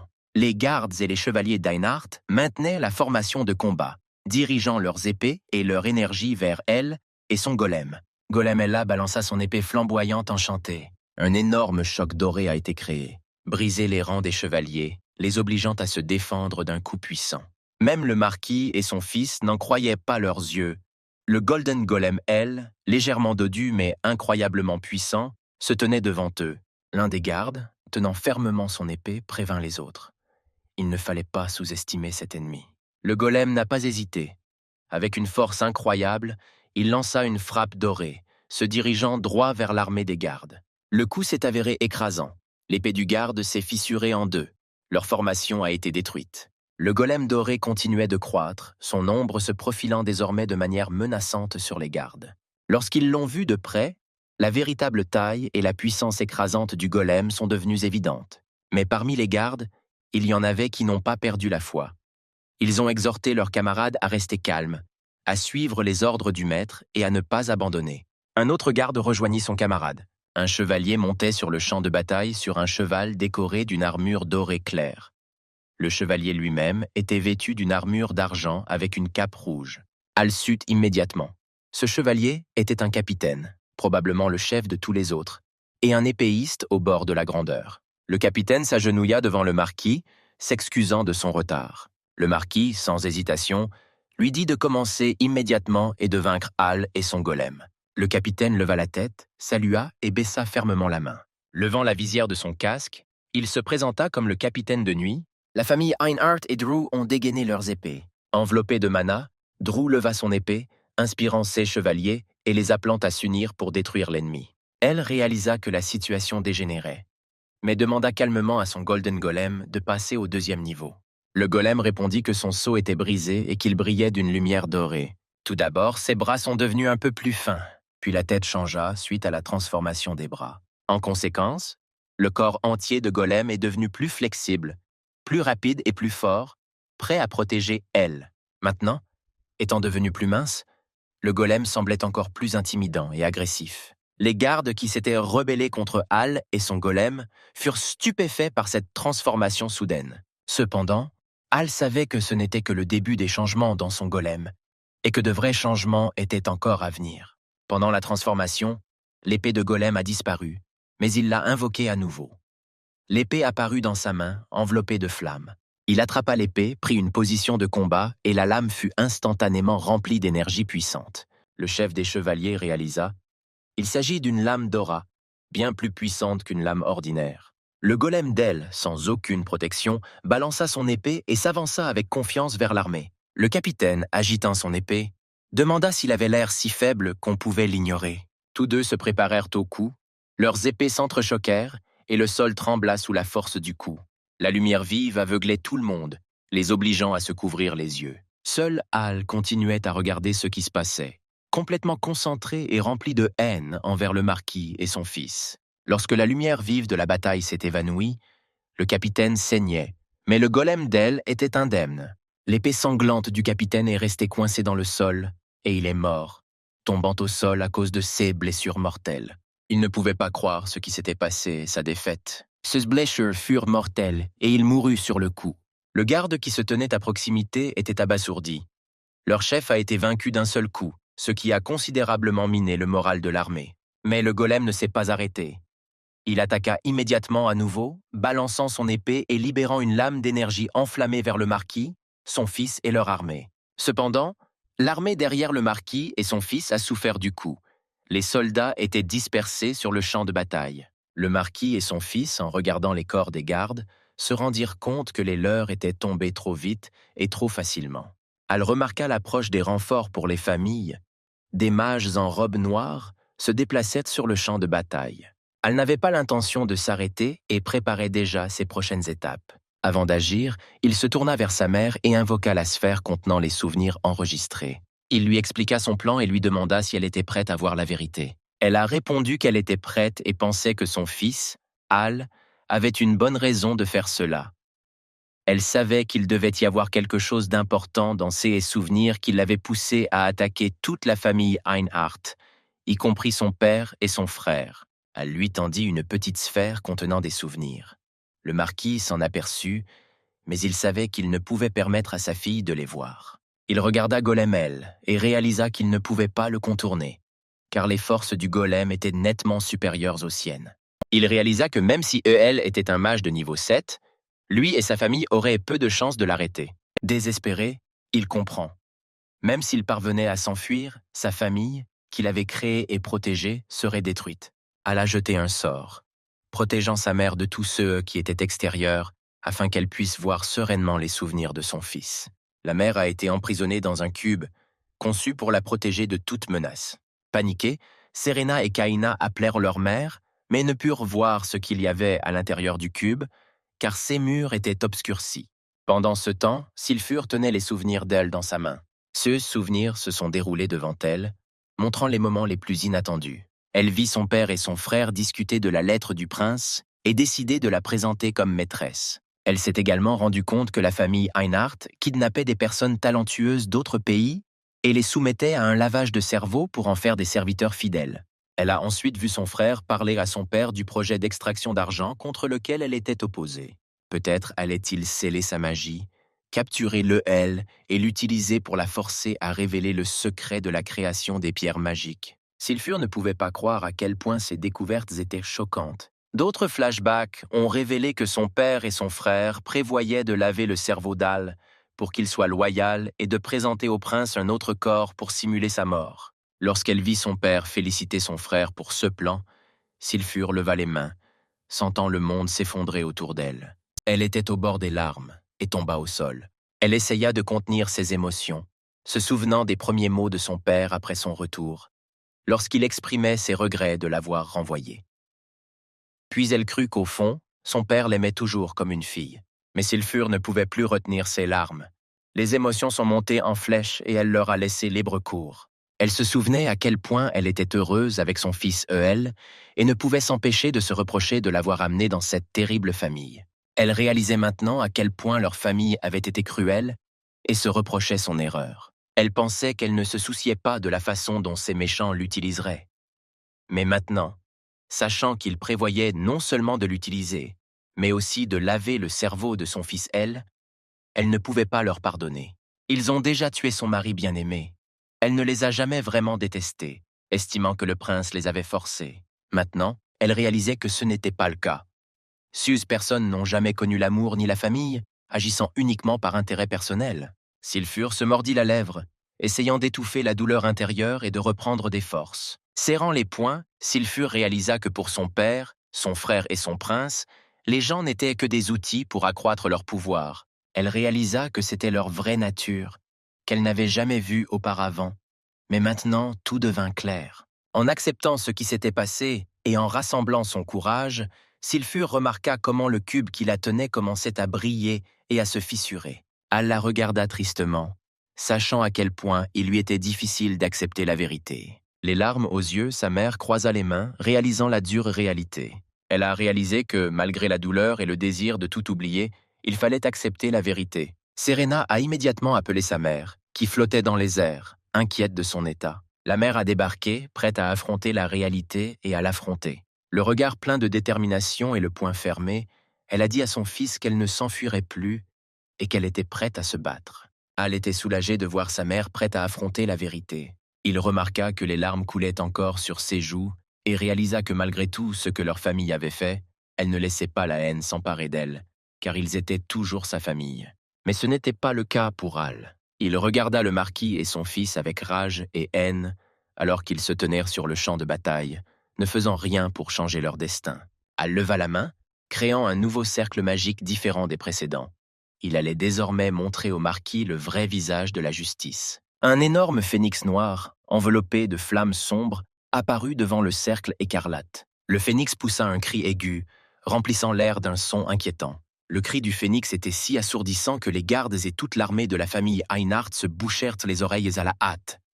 Le son était insupportable. Même le fils aîné a dû créer un bouclier pour étouffer le son, mais il n'a pas pu résister au pouvoir de la magie d'El. Le marquis réalisa qu'Al utilisait la magie de la force sonique pour briser le moral de ses ennemis, et réalisa qu'Al, malgré son 5e niveau, était capable d'écraser même son fils, qui était un mage de 7e niveau.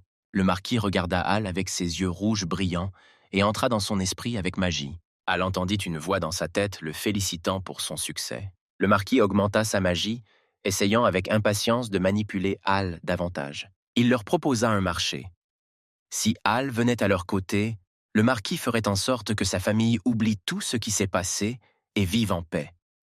Il a également promis de protéger la mère d'Al et ses sœurs. Marquis a demandé à Al C.E. qu'il pensait de l'idée. Al, qui regardait toujours Marquis, ressentit une étrange sensation en entendant une voix dans sa tête. Il se demanda si le sortilège faisait partie du lavage de cerveau. Flottant dans les airs, Al ne pouvait pas croire que ce méchant essayait d'envoûter non seulement son père, d'autres magiciens et sa mère, mais maintenant lui-même.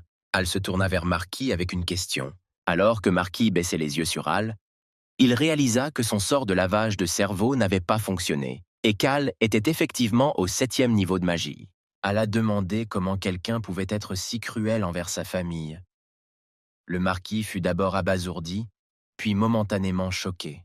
Mais il éclata bientôt de rire. Levant les mains, il rit comme un méchant classique. Le marquis a expliqué à Al que pour de nombreux aristocrates, vendre leurs enfants pour le bien de leur famille est la norme. Al continua de regarder Marquis, réalisant que devant lui il n'y avait pas une personne, mais plutôt un monstre. Le marquis a demandé à Al où il avait appris une telle magie et l'a félicité d'avoir atteint le niveau 7 à 17 ans, un exploit impressionnant.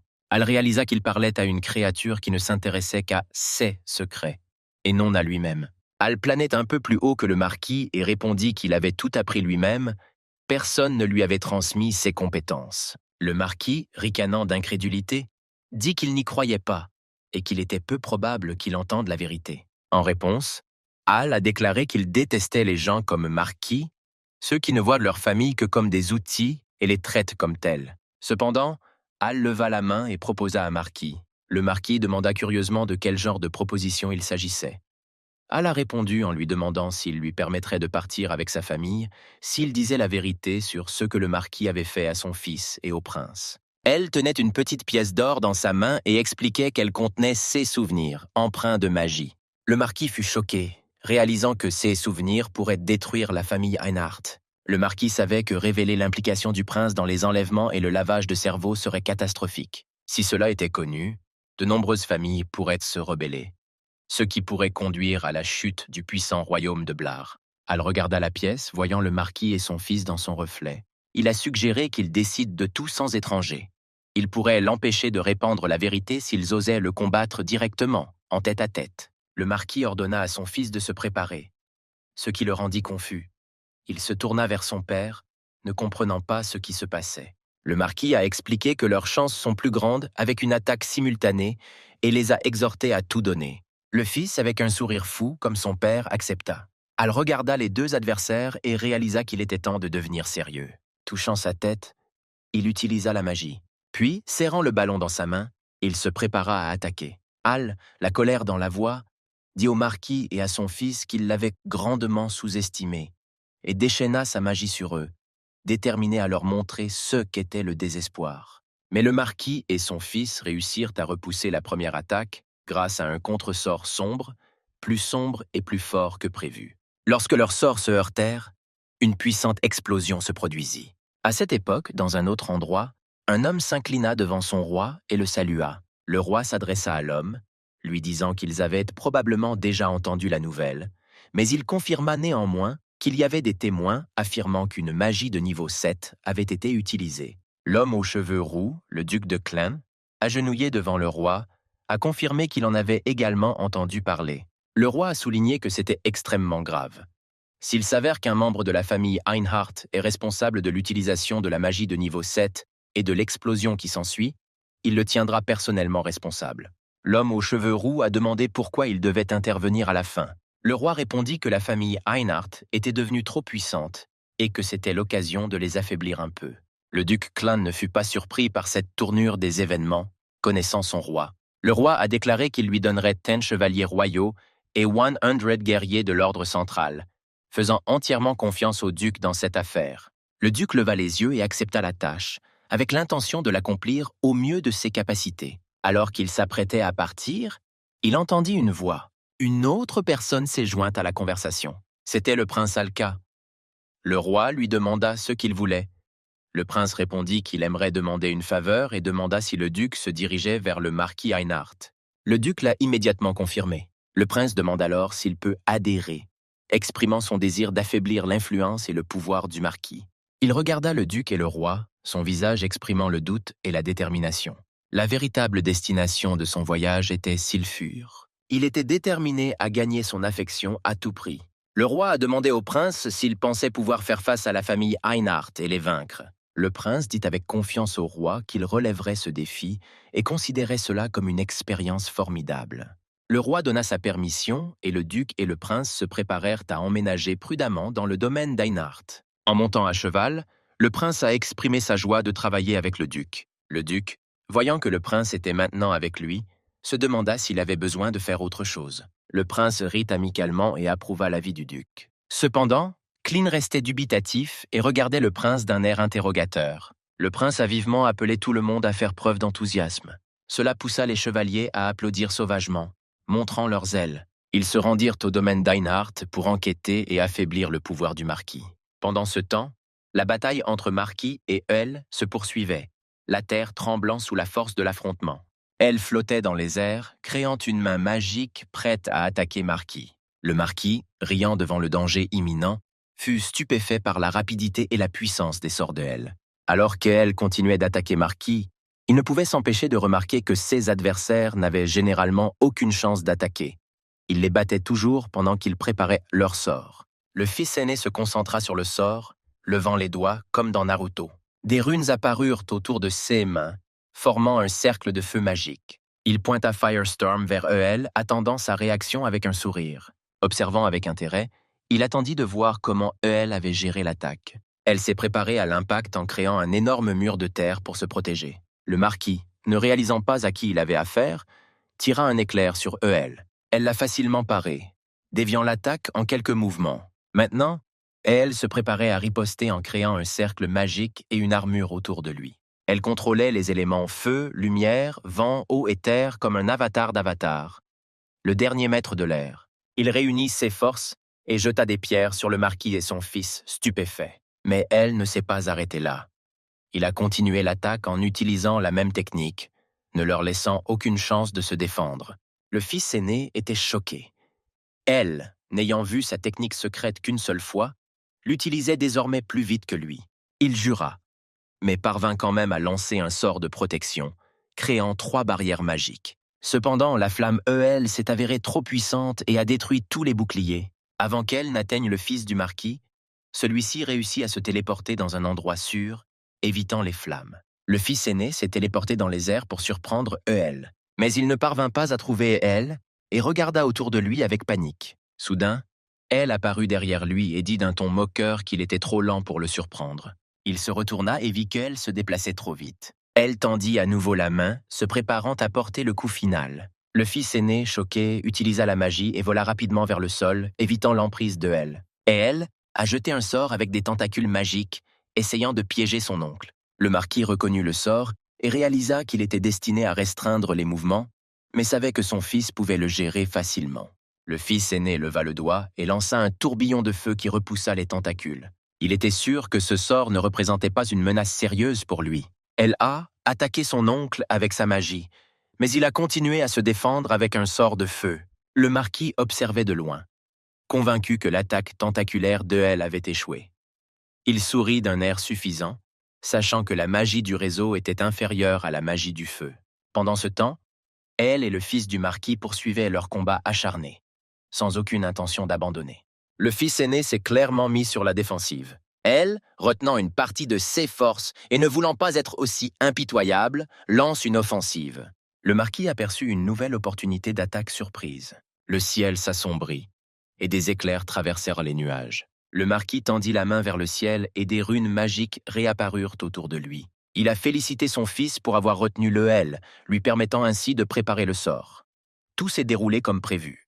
Le marquis regarda le ciel, confiant que la prochaine attaque vaincra L. Il souriait déjà en prévision de la victoire, sachant que tout pouvait finir à tout moment. Lightning s'approcha de L, qui resta immobile et n'essaya pas de se défendre. Il regardait les éclairs comme un cerf regarde les phares la nuit. Mais au tout dernier moment, son visage s'éclaira d'un sourire. Il a utilisé sa magie et a invoqué un paratonnerre géant.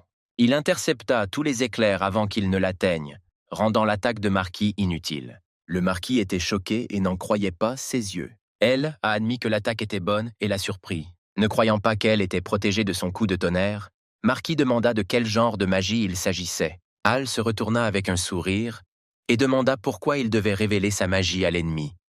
Selon lui, ce serait stupide. Son arrogance et son sourire narquois, couplés au fait que le marquis ne pouvait pas utiliser son pouvoir, provoquèrent la colère de ce dernier. Elle regarda son paratonnerre avec fierté, s'assurant qu'il absorbait avec succès toute la magie lumineuse. Elle savait que la magie du feu contredit généralement la magie de l'eau, mais en tant que défense, la magie de l'eau était inefficace, car la magie du feu pouvait faire bouillir l'eau et brûler son utilisateur. Depuis son enfance, il s'intéresse à l'étude de la magie et a effectué de nombreuses recherches. Il a découvert que la magie de la terre fonctionne mieux contre la magie du feu et que la magie des plantes est mieux neutralisée contre la magie de l'eau. Contre le vent, une pierre magique ou une magie de fer est la plus efficace. Mais comment gérer la magie de la foudre était plus difficile qu'avec d'autres types de magie. Il savait que les éclairs faibles pouvaient être arrêtés avec la magie de la pierre ou du fer, mais cela ne suffisait pas pour les éclairs puissants.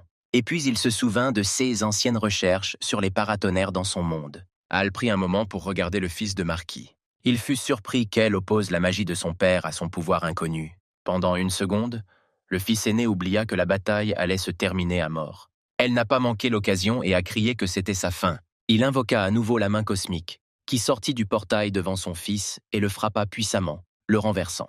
Le marquis regarda sous le choc son fils allongé sur le sol, ne croyant pas ce qui s'était passé. Al a déclaré qu'il s'agissait désormais d'un combat en tête-à-tête. Il regarda le fils du marquis et réalisa qu'il passerait probablement 1 an au lit, sans pouvoir bouger. Al montra Marquis et dit qu'il serait le prochain.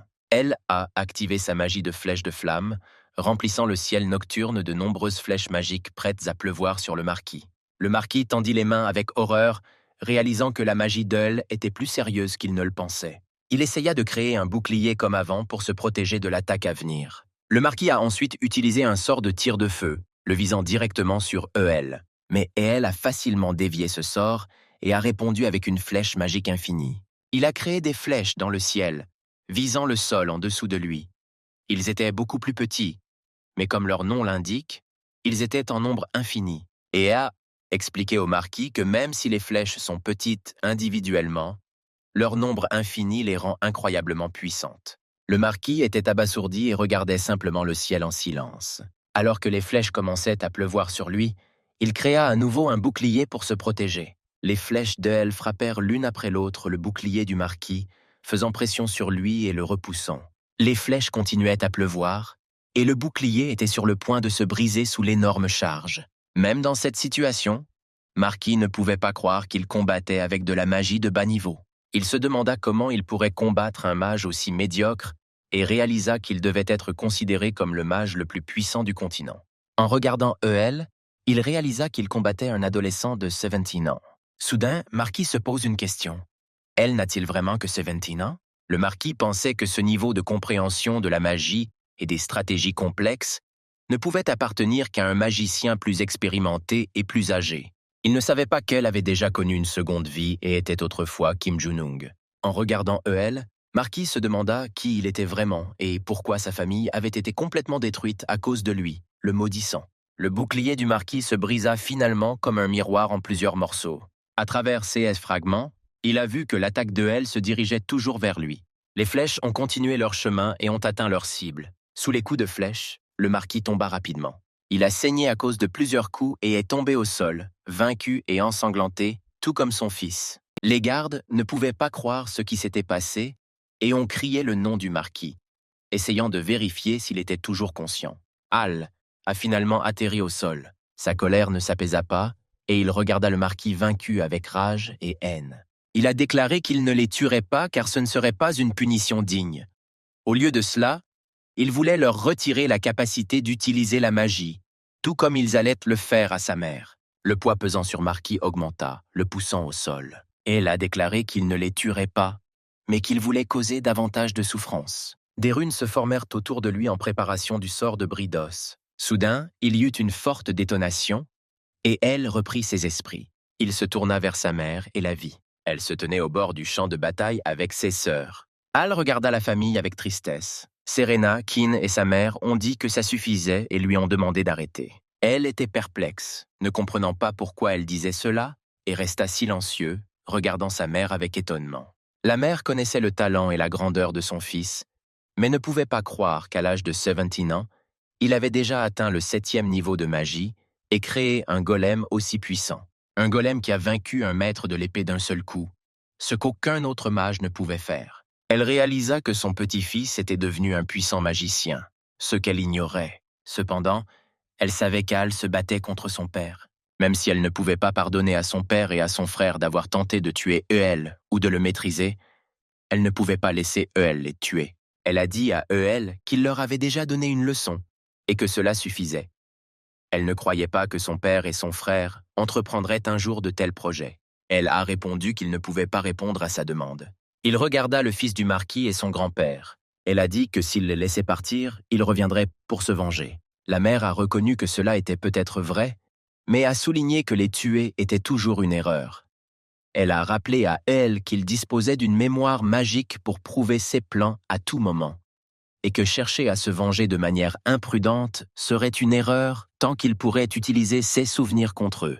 Elle y réfléchit et réalisa que sa mère avait peut-être raison. Il pensait également que s'il enlevait la magie du marquis, le royaume tout entier se retournerait contre eux. Cela mettrait toute sa famille en danger. Elle était d'accord avec sa mère et a promis de ne pas faire de mal à son père et à son frère. Il s'est détourné du marquis vaincu et a dit à la famille qu'il devait quitter cet endroit le plus tôt possible. Elle a informé sa mère qu'avec ses capacités et son niveau 6 en magie, il pourrait trouver un endroit isolé et mener une vie paisible. La mère a accepté et a humblement admis qu'elle avait raison. Elle a admis son erreur et, malgré son âge, s'est rendue compte qu'elle avait tort. Sous la pleine lune et par une nuit nuageuse, elle a admis son erreur. Se tournant vers Eel, elle a admis sa culpabilité pour la situation actuelle et, le regardant dans les yeux, a déclaré que même si le pouvoir est important, l'amour dans la famille est bien plus important. Elle a regardé sa mère avec mélancolie et a pensé à sa famille de sa vie passée, mais a convenu que la famille est la chose la plus importante. Il s'est réuni et a demandé à ses sœurs si elles voulaient rester avec elle et continuer à faire partie de la famille. Mère, Serena et Kin étaient un peu surprises de savoir pourquoi il posait cette question, alors que la réponse était déjà évidente. Kane a dit que, bien sûr, elle resterait avec lui et irait n'importe où.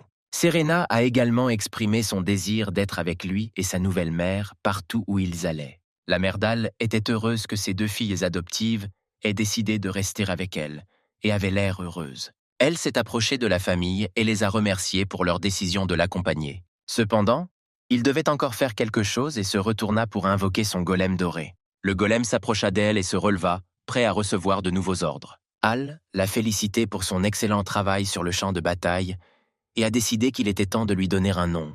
Il a nommé le golem Tan et il brillait d'un éclat doré, exprimant sa gratitude envers son créateur. C'est à ce moment qu'elle était sur le point d'utiliser la magie de téléportation pour disparaître avec sa famille. Soudain, un homme est apparu et a dit qu'il ne pouvait pas les laisser partir. Al s'est immédiatement retourné et Tana était prête à rencontrer l'étranger. Tana a rapidement repoussé l'attaque d'un inconnu qui tentait d'arrêter Eel alors qu'il utilisait la magie pour protéger sa famille. L'attaque était furieuse et Tanya avait du mal à la contenir. Les forces s'affrontent de plus en plus jusqu'à provoquer une explosion qui soulève de la poussière. Elle s'est rendue compte que l'attaque était vraiment puissante. Riant d'un air suffisant, le prince sortit de derrière le duc Clin, déclarant qu'il n'en attendait pas moins du capitaine de la garde royale. Elle l'a reconnu et a réalisé qu'il devait agir de manière décisive. Il a ordonné à Tanya d'activer le 3e mode. Le golem qui venait de protéger Eel et sa famille brisa un autre sceau et entra dans la 3e étape. Tana leva la main et bloqua facilement l'attaque de Duke Blade. Tana repoussa même légèrement le duc et le prince. Lorsque Clin s'est rendu compte qu'il était obligé de se défendre, il a arrêté l'attaque. Curieux, il a demandé à Eel qui il était. Il fut étonné et reconnut le talent d'Eul, notant qu'une personne dotée d'un tel don se bat généralement pour le royaume. Eoa écoutait le duc Clin sans résister. Le duc a continué à affirmer qu'il ne voulait pas de conflit, mais ne voyait pas d'autre choix dans les circonstances actuelles. À ce stade, le prince l'interrompit, désignant Eel et remettant en question ce qu'il disait. Le prince sourit avidement alors qu'il concentrait ses pensées sur son objectif ultime. Faire de Sylphur, la mère d'El, sienne. Al serra le poing avec colère en réalisant les véritables intentions du prince et en réalisant que tout cela n'était qu'un stratagème pour convaincre sa mère bien-aimée. La lune disparut lentement derrière d'épais nuages. Elle a dit au duc Clin que des excuses ne suffisaient pas et qu'il ne rejoindrait pas le royaume. Montrant le prince avec colère, il l'avertit qu'il allait le détruire. Elle a ordonné à Tanya de détenir le duc pendant qu'il s'occupait du prince. Le golem accepta immédiatement l'ordre. Tana invoqua à nouveau l'épée d'or, y canalisant son énergie. Chaque fois qu'un nouveau sceau était brisé, l'épée disparaissait. Le duc Clin et Tana se préparèrent au combat, se rencontrant dans une position de combat. Elle restait suspendue dans les airs, concentrée sur le prince, manipulant son mana pour une attaque puissante. Le prince, elle, face à la tension sur le champ de bataille, a annoncé qu'il était temps de commencer. Le prince était alarmé. Elle avait déjà prévenu de ne pas regarder sa mère avec des yeux sales. Sylphur a crié sous ses pieds. « Elle !» Il se retourna et lui demanda des explications. Sa mère le supplia de partir, affirmant que combattre le prince était trop dangereux. Elle écoutait attentivement sa mère, se plongeant dans chaque intonation et émotion de ses paroles. Il la rassura, lui assurant qu'il avait un plan et qu'il était dangereux de laisser le prince impuni. Il se concentra ensuite sur les soldats, ainsi que sur le duc et le prince sur le champ de bataille. Elle leva la main et utilisa à nouveau le sort Infinity Magic Arrow. De nombreuses petites flèches sont apparues dans le ciel sous le symbole de l'infini, visant le prince et ses gardes. D'un geste doux, il ordonna aux flèches de pleuvoir sur les ennemis. Des flèches lumineuses se précipitaient comme des étoiles, illuminant le ciel. Les gardes se sont défendus en levant les mains et en se baissant pour dévier les flèches. Al s'est rendu compte que l'attaque ne visait pas à causer des dégâts, mais à détruire leur position ordonnée.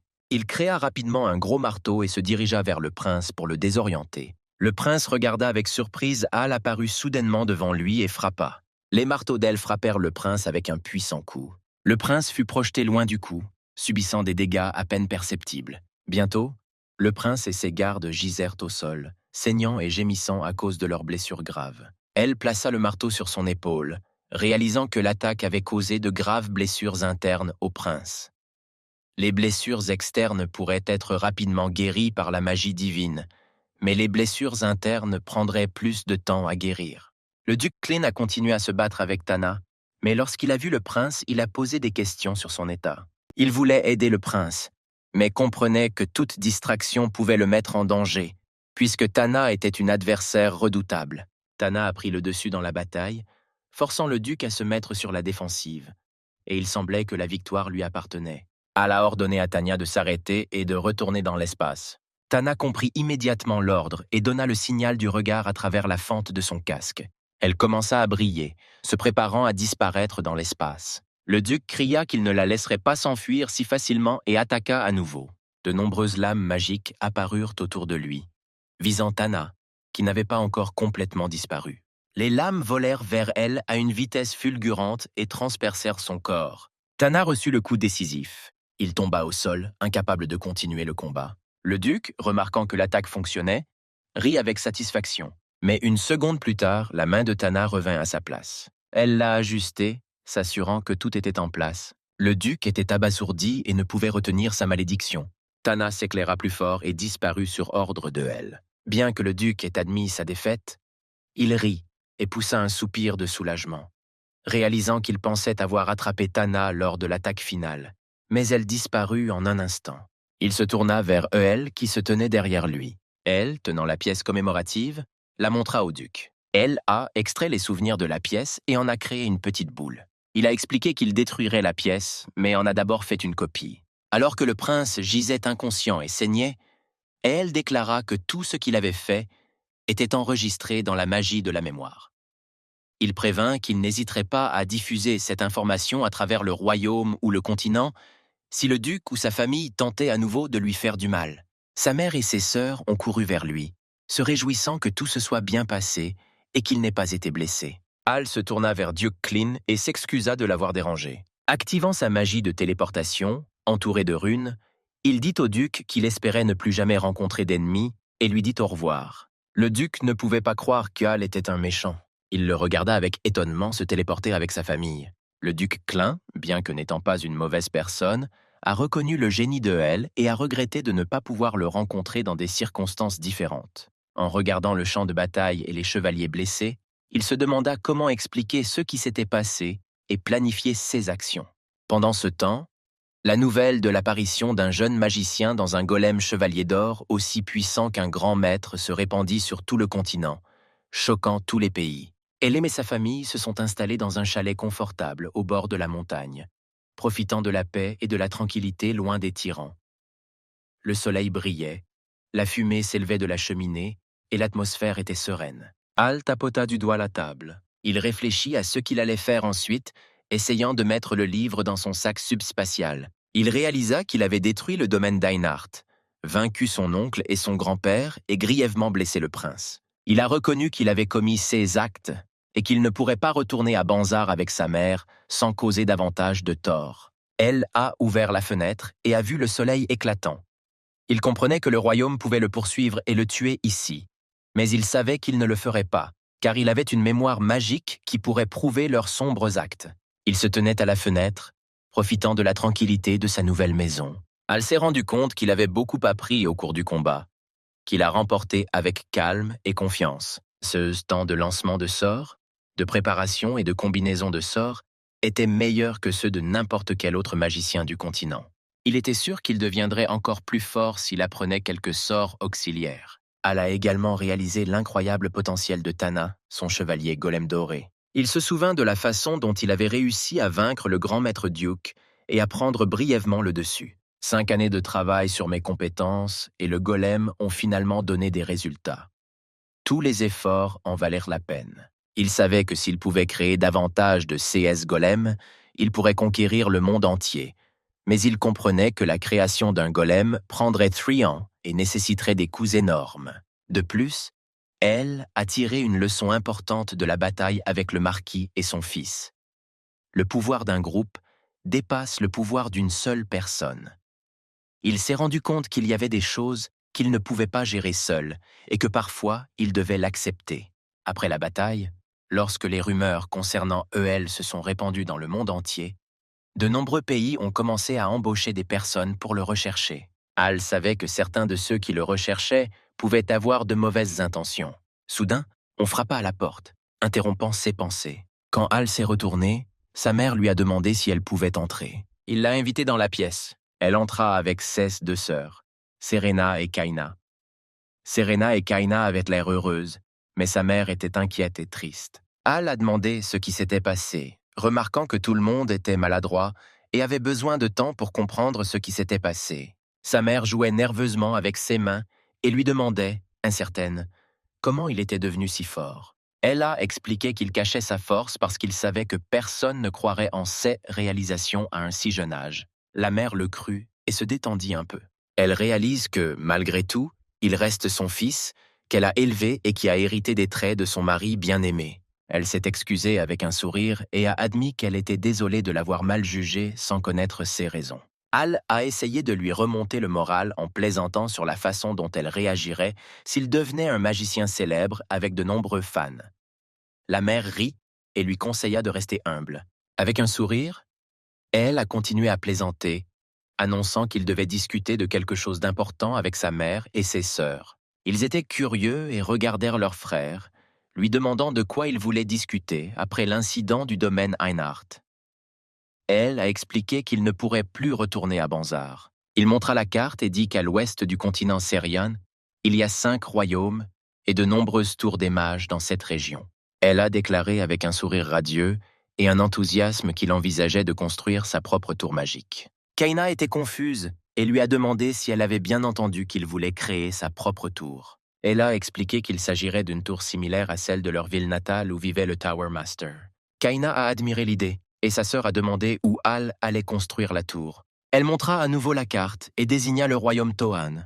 Le royaume Tohan était vaste, avec des terres fertiles, une population nombreuse et une armée puissante. Il rêvait de créer une tour des magiciens dans cette puissante nation où elle n'existait pas encore. Elle a ajouté que les terres environnantes sont habitées par des monstres et que les habitants perdent beaucoup de monde, notamment dans la zone appelée Mantique ou la vallée. Il a dit que s'il pouvait éliminer cette menace contre le royaume Tohan, les habitants apprécieraient ce geste. La mère a demandé s'il y avait autre chose et a réfléchi à la proposition.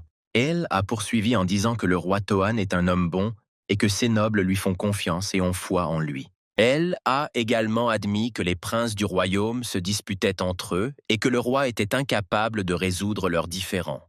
Le principal problème pour la mise en œuvre du plan était les monstres vivants dans la vallée du domaine et dans la forêt orque voisine. Elle était convaincue que la puissance militaire du royaume Tohan pourrait gérer la forêt orque, mais s'ils y concentraient toutes leurs forces, ils ne seraient pas en mesure de gérer Mantique ou la vallée. Elle a expliqué qu'il prendrait le contrôle de la vallée et que s'il réussissait, cela élargirait l'influence du royaume. La mère d'Al, Kaina et Serena se tenèrent dans la pièce, réfléchissant. Kaina rassembla son courage et fut la première à demander à son frère s'il pouvait retrouver un maître qui lui apprendrait l'escrime. Al a admis qu'il devrait se pencher sur la question, mais comme il n'était pas maître d'armes, il n'a pu démontrer que quelques techniques de respiration. Il a promis qu'il trouverait un professeur approprié pour Kaina. Kaina était ravie et le remercia. Serena, désireuse également de devenir plus forte, a demandé à son frère s'il pouvait l'aider et poursuivre son entraînement.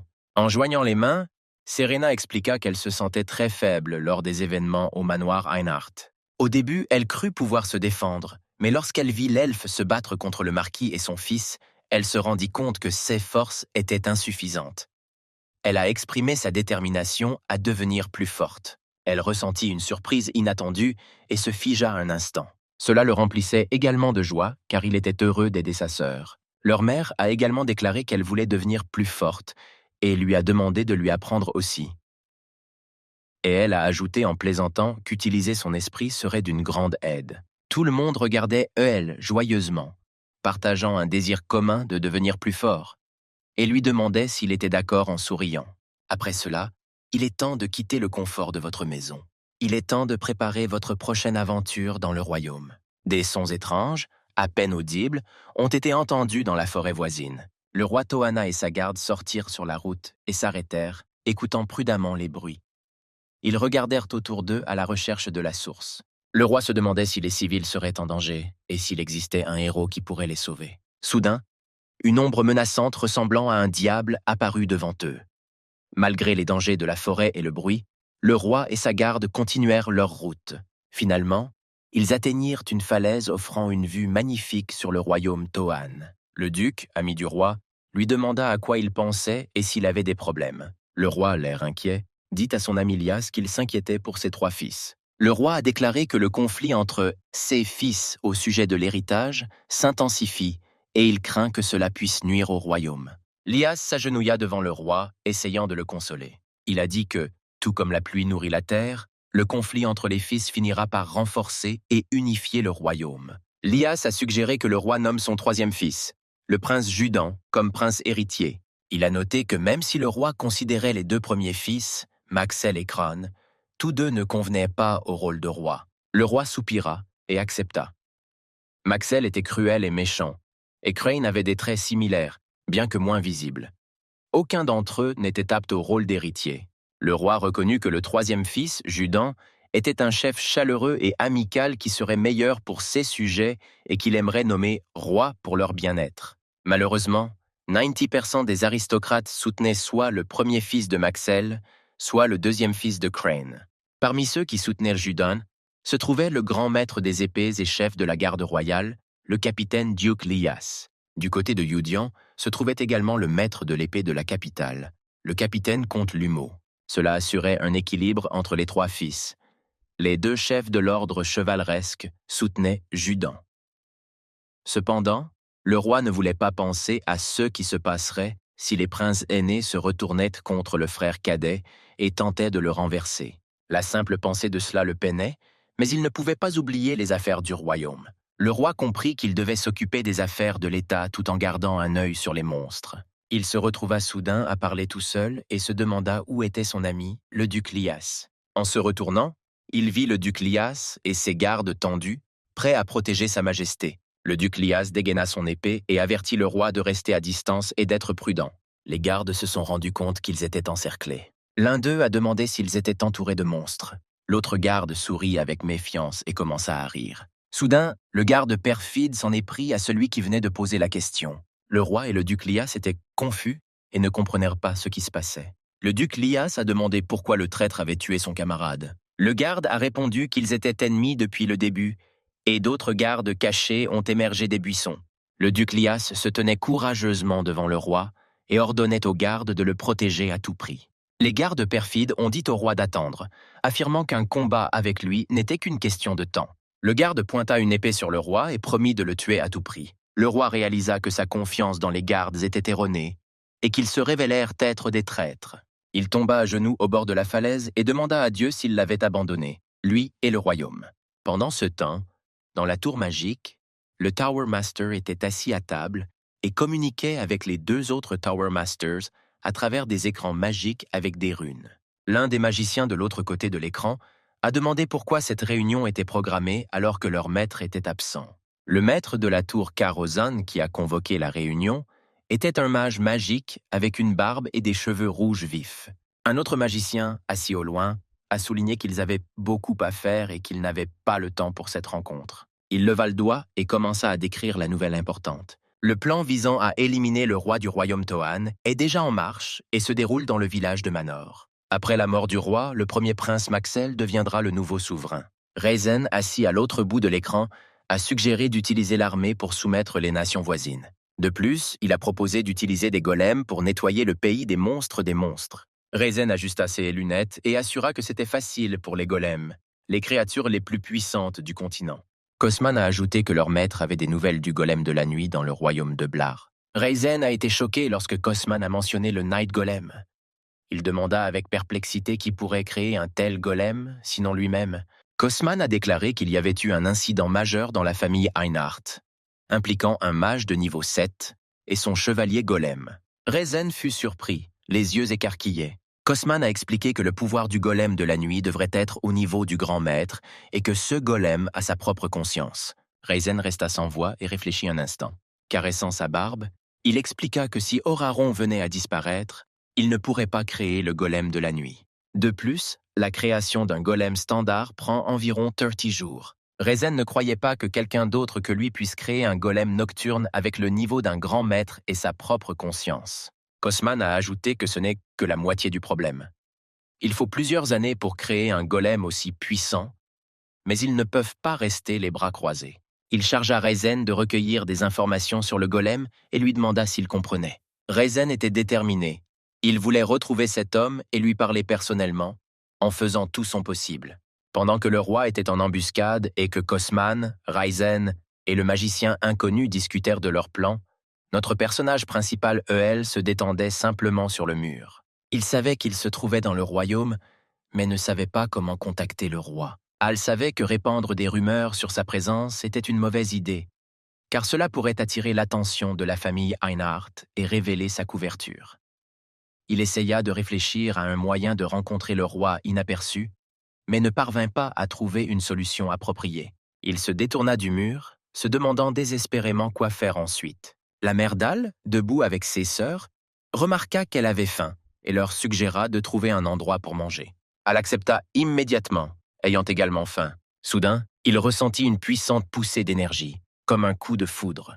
Il se demandait d'où venait cette montée en puissance. Après avoir analysé la vague d'énergie, il réalisa qu'il s'agissait probablement du pouvoir d'un maître d'épée. Al se releva rapidement, réalisant que le courant venait du nord. Sa mère, remarquant sa réaction soudaine, lui demanda ce qui s'était passé. Il ignora la question et remarqua que la montée de puissance venait de la forêt, où il n'y aurait normalement personne. Il se rendit compte que cet endroit était proche du palais royal et se demanda si le roi pouvait y être pour quelque chose. La mère d'Al a demandé avec perplexité ce qui n'allait pas chez lui, mentionnant même son nom. Al s'est simplement excusé et s'est enfui, disant à la famille de dîner sans lui. Le duc Lias et ses fidèles gardes encerclèrent le roi, le protégeant de toutes leurs forces. Lias savait que les ennemis profitaient de l'obscurité pour tendre une embuscade. Si la situation ne change pas, le roi court un grave danger. Soudain, un des chevaliers ennemis attaqua en criant le nom du roi. Alors que l'épée volait vers le roi, il pensa que c'était sa fin. Mais au tout dernier moment, Al créa un bouclier devant le roi, qui repoussa l'attaque. Le roi regarda autour de lui avec étonnement, essayant de comprendre ce qui venait de se passer et qui le protégeait. Al s'est envolé sur le champ de bataille et a déclaré qu'il ne comprenait pas ce qui se passait, mais il n'aimait pas que quelqu'un attaque si vilainement sous le couvert des ténèbres. Il a pris cela comme un mauvais signe et n'avait pas l'intention de laisser ses agresseurs s'échapper. Al regarda autour du champ de bataille et demanda aux soldats ennemis s'ils avaient besoin d'une minute pour trouver des excuses. Les soldats sont restés en position de combat et sont restés silencieux. Al les a remerciés pour cette opportunité, mais a clairement indiqué qu'ils mourraient de toute façon. Le roi et son entourage étaient perplexes, ne comprenant pas qui était Eel et ce qu'il allait faire. L'un des chevaliers fidèles a crié à Eel de sauver le roi. Al fut choqué de réaliser qu'il venait de sauver le roi, tandis que Lias, adoptant une approche plus mesurée, avertit le chevalier de ne pas agir à la hâte, car Ael pouvait aussi être un ennemi. Al regarda le roi et apprit qu'il s'agissait du roi Leidolf du royaume Tohan. Il reporta son attention sur les soldats ennemis et déclara qu'il comprenait désormais parfaitement la situation. Al reconnut les chevaliers ennemis poursuivant le roi et promit de ne pas les épargner pour un tel acte. Il leva la main, créant une petite boule de mana tourbillonnant, et prononça des mots de souffrance et de destruction. Le ballon s'est transformé en un grand portail derrière lui. Bientôt, les mains de Tana commencèrent à percer le portail, le déchirant. Elle invoqua son Golden Knight Golem, qui apparut derrière lui, prêt à se battre à nouveau pour son maître. Le roi et le duc furent émerveillés par ce spectacle. Le roi, qui avait entendu des rumeurs sur Eel, ne pouvait pas croire qu'il s'agissait d'un si petit garçon. Cependant, il ressentait un énorme pouvoir d'Eul et se demandait qui était ce jeune mage. Elle leva à nouveau la main et créa un petit cristal de glace. Il l'a jeté dans le sol, gelant les soldats ennemis et bloquant leur passage. Elle a déclaré qu'il pouvait vaincre tout le monde d'un seul coup et a ordonné à Tanya de poursuivre l'attaque. Il lui confia la tâche d'épargner certains chevaliers ennemis pour les interroger afin de découvrir qui était derrière l'attaque. Tana a confirmé la commande. Le roi continuait d'être émerveillé et admiré par la force d'Al, essayant de comprendre l'étendue de sa magie. Les chevaliers ennemis luttèrent contre la glace et tentèrent de s'échapper, mais ne purent bouger. Tana, suivant les ordres d'Al, se précipita. Alors qu'elle courait, elle tendit la main et l'épée d'or apparut immédiatement dans sa main. L'épée a pris feu, tout comme le champ de bataille de la famille Einhardt. Tana balança instantanément son épée, coupant les ennemis de gauche à droite. Ces coups ont démoli les soldats et créé de puissantes explosions, les tuant sur le coup. Le roi et le duc furent stupéfaits par la puissance d'Al et de son golem, n'ayant pas le temps de comprendre ce qui se passait en un instant. Al a félicité Tana et son Golden Golem pour leur excellent travail. Tana s'inclina et exprima sa gratitude. Le roi comprit qu'il s'agissait probablement du grand magicien au sujet duquel circulaient des rumeurs. Le royaume Tohan n'avait que des mages de 6e niveau, mais s'il pouvait vaincre El, son royaume gagnerait un mage de 7e niveau. Elle s'est approchée du roi et lui a demandé s'il était blessé. Il se présenta au roi en prononçant son nom. Le roi, soulagé, remercia Al pour son aide. Al a répondu que ce n'était rien et qu'il venait juste d'affronter quelques méchants. Pendant ce temps, les fidèles gardes du roi étaient occupés à arrêter les traîtres restants. Le roi était étonné qu'Al non seulement lui ait sauvé la vie, mais qu'il ait également fait preuve de prévoyance.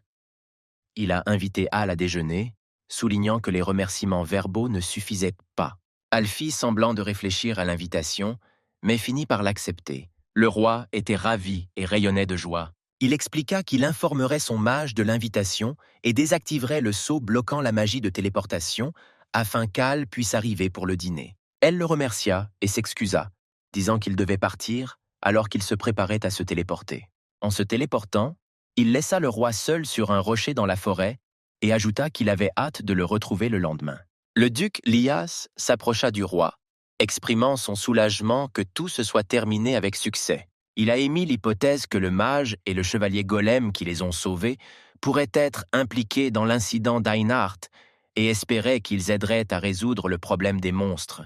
Le roi, toujours joyeux, demanda à Lias s'il croyait qu'Al pouvait atteindre le 8e niveau de magie. Cependant, ils n'ont pas oublié tous les deux qu'ils ont failli mourir. Quand Al raconta son aventure à sa famille, ils furent stupéfaits d'apprendre qu'il avait rencontré le roi. Il expliqua qu'il avait sauvé le roi d'une embuscade dans la forêt et reçu une invitation au palais royal. La mère d'Al ne croyait pas que tout s'était si bien passé, mais elle était heureuse que son fils sorte maintenant avec le roi. Elle a demandé à Al comment elle pourrait obtenir le soutien du roi et voulait connaître son plan. Bien que Serena et Kaina aient insisté pour que le plan soit révélé, Al resta ferme, promettant de le lui dire plus tard. Soudain, 2 hommes s'approchèrent de leur table. L'un d'eux a serré la mère d'Al dans ses bras et a flirté avec ses sœurs, leur suggérant de passer du temps ensemble. L'un des hommes a commencé à toucher Serena de manière inappropriée. Al est immédiatement intervenu, lui demandant en souriant de laisser la famille tranquille. L'homme, qui ne comprenait pas la situation, a demandé qui était Al. Al devint sérieux et répéta fermement qu'il devait laisser la famille tranquille. L'homme et son ami sont rapidement partis. Serena et Kaina regardèrent le frère qui les avait sauvés et se sentirent embarrassés. Leur mère remarqua l'embarras de ses filles et put à peine retenir un sourire.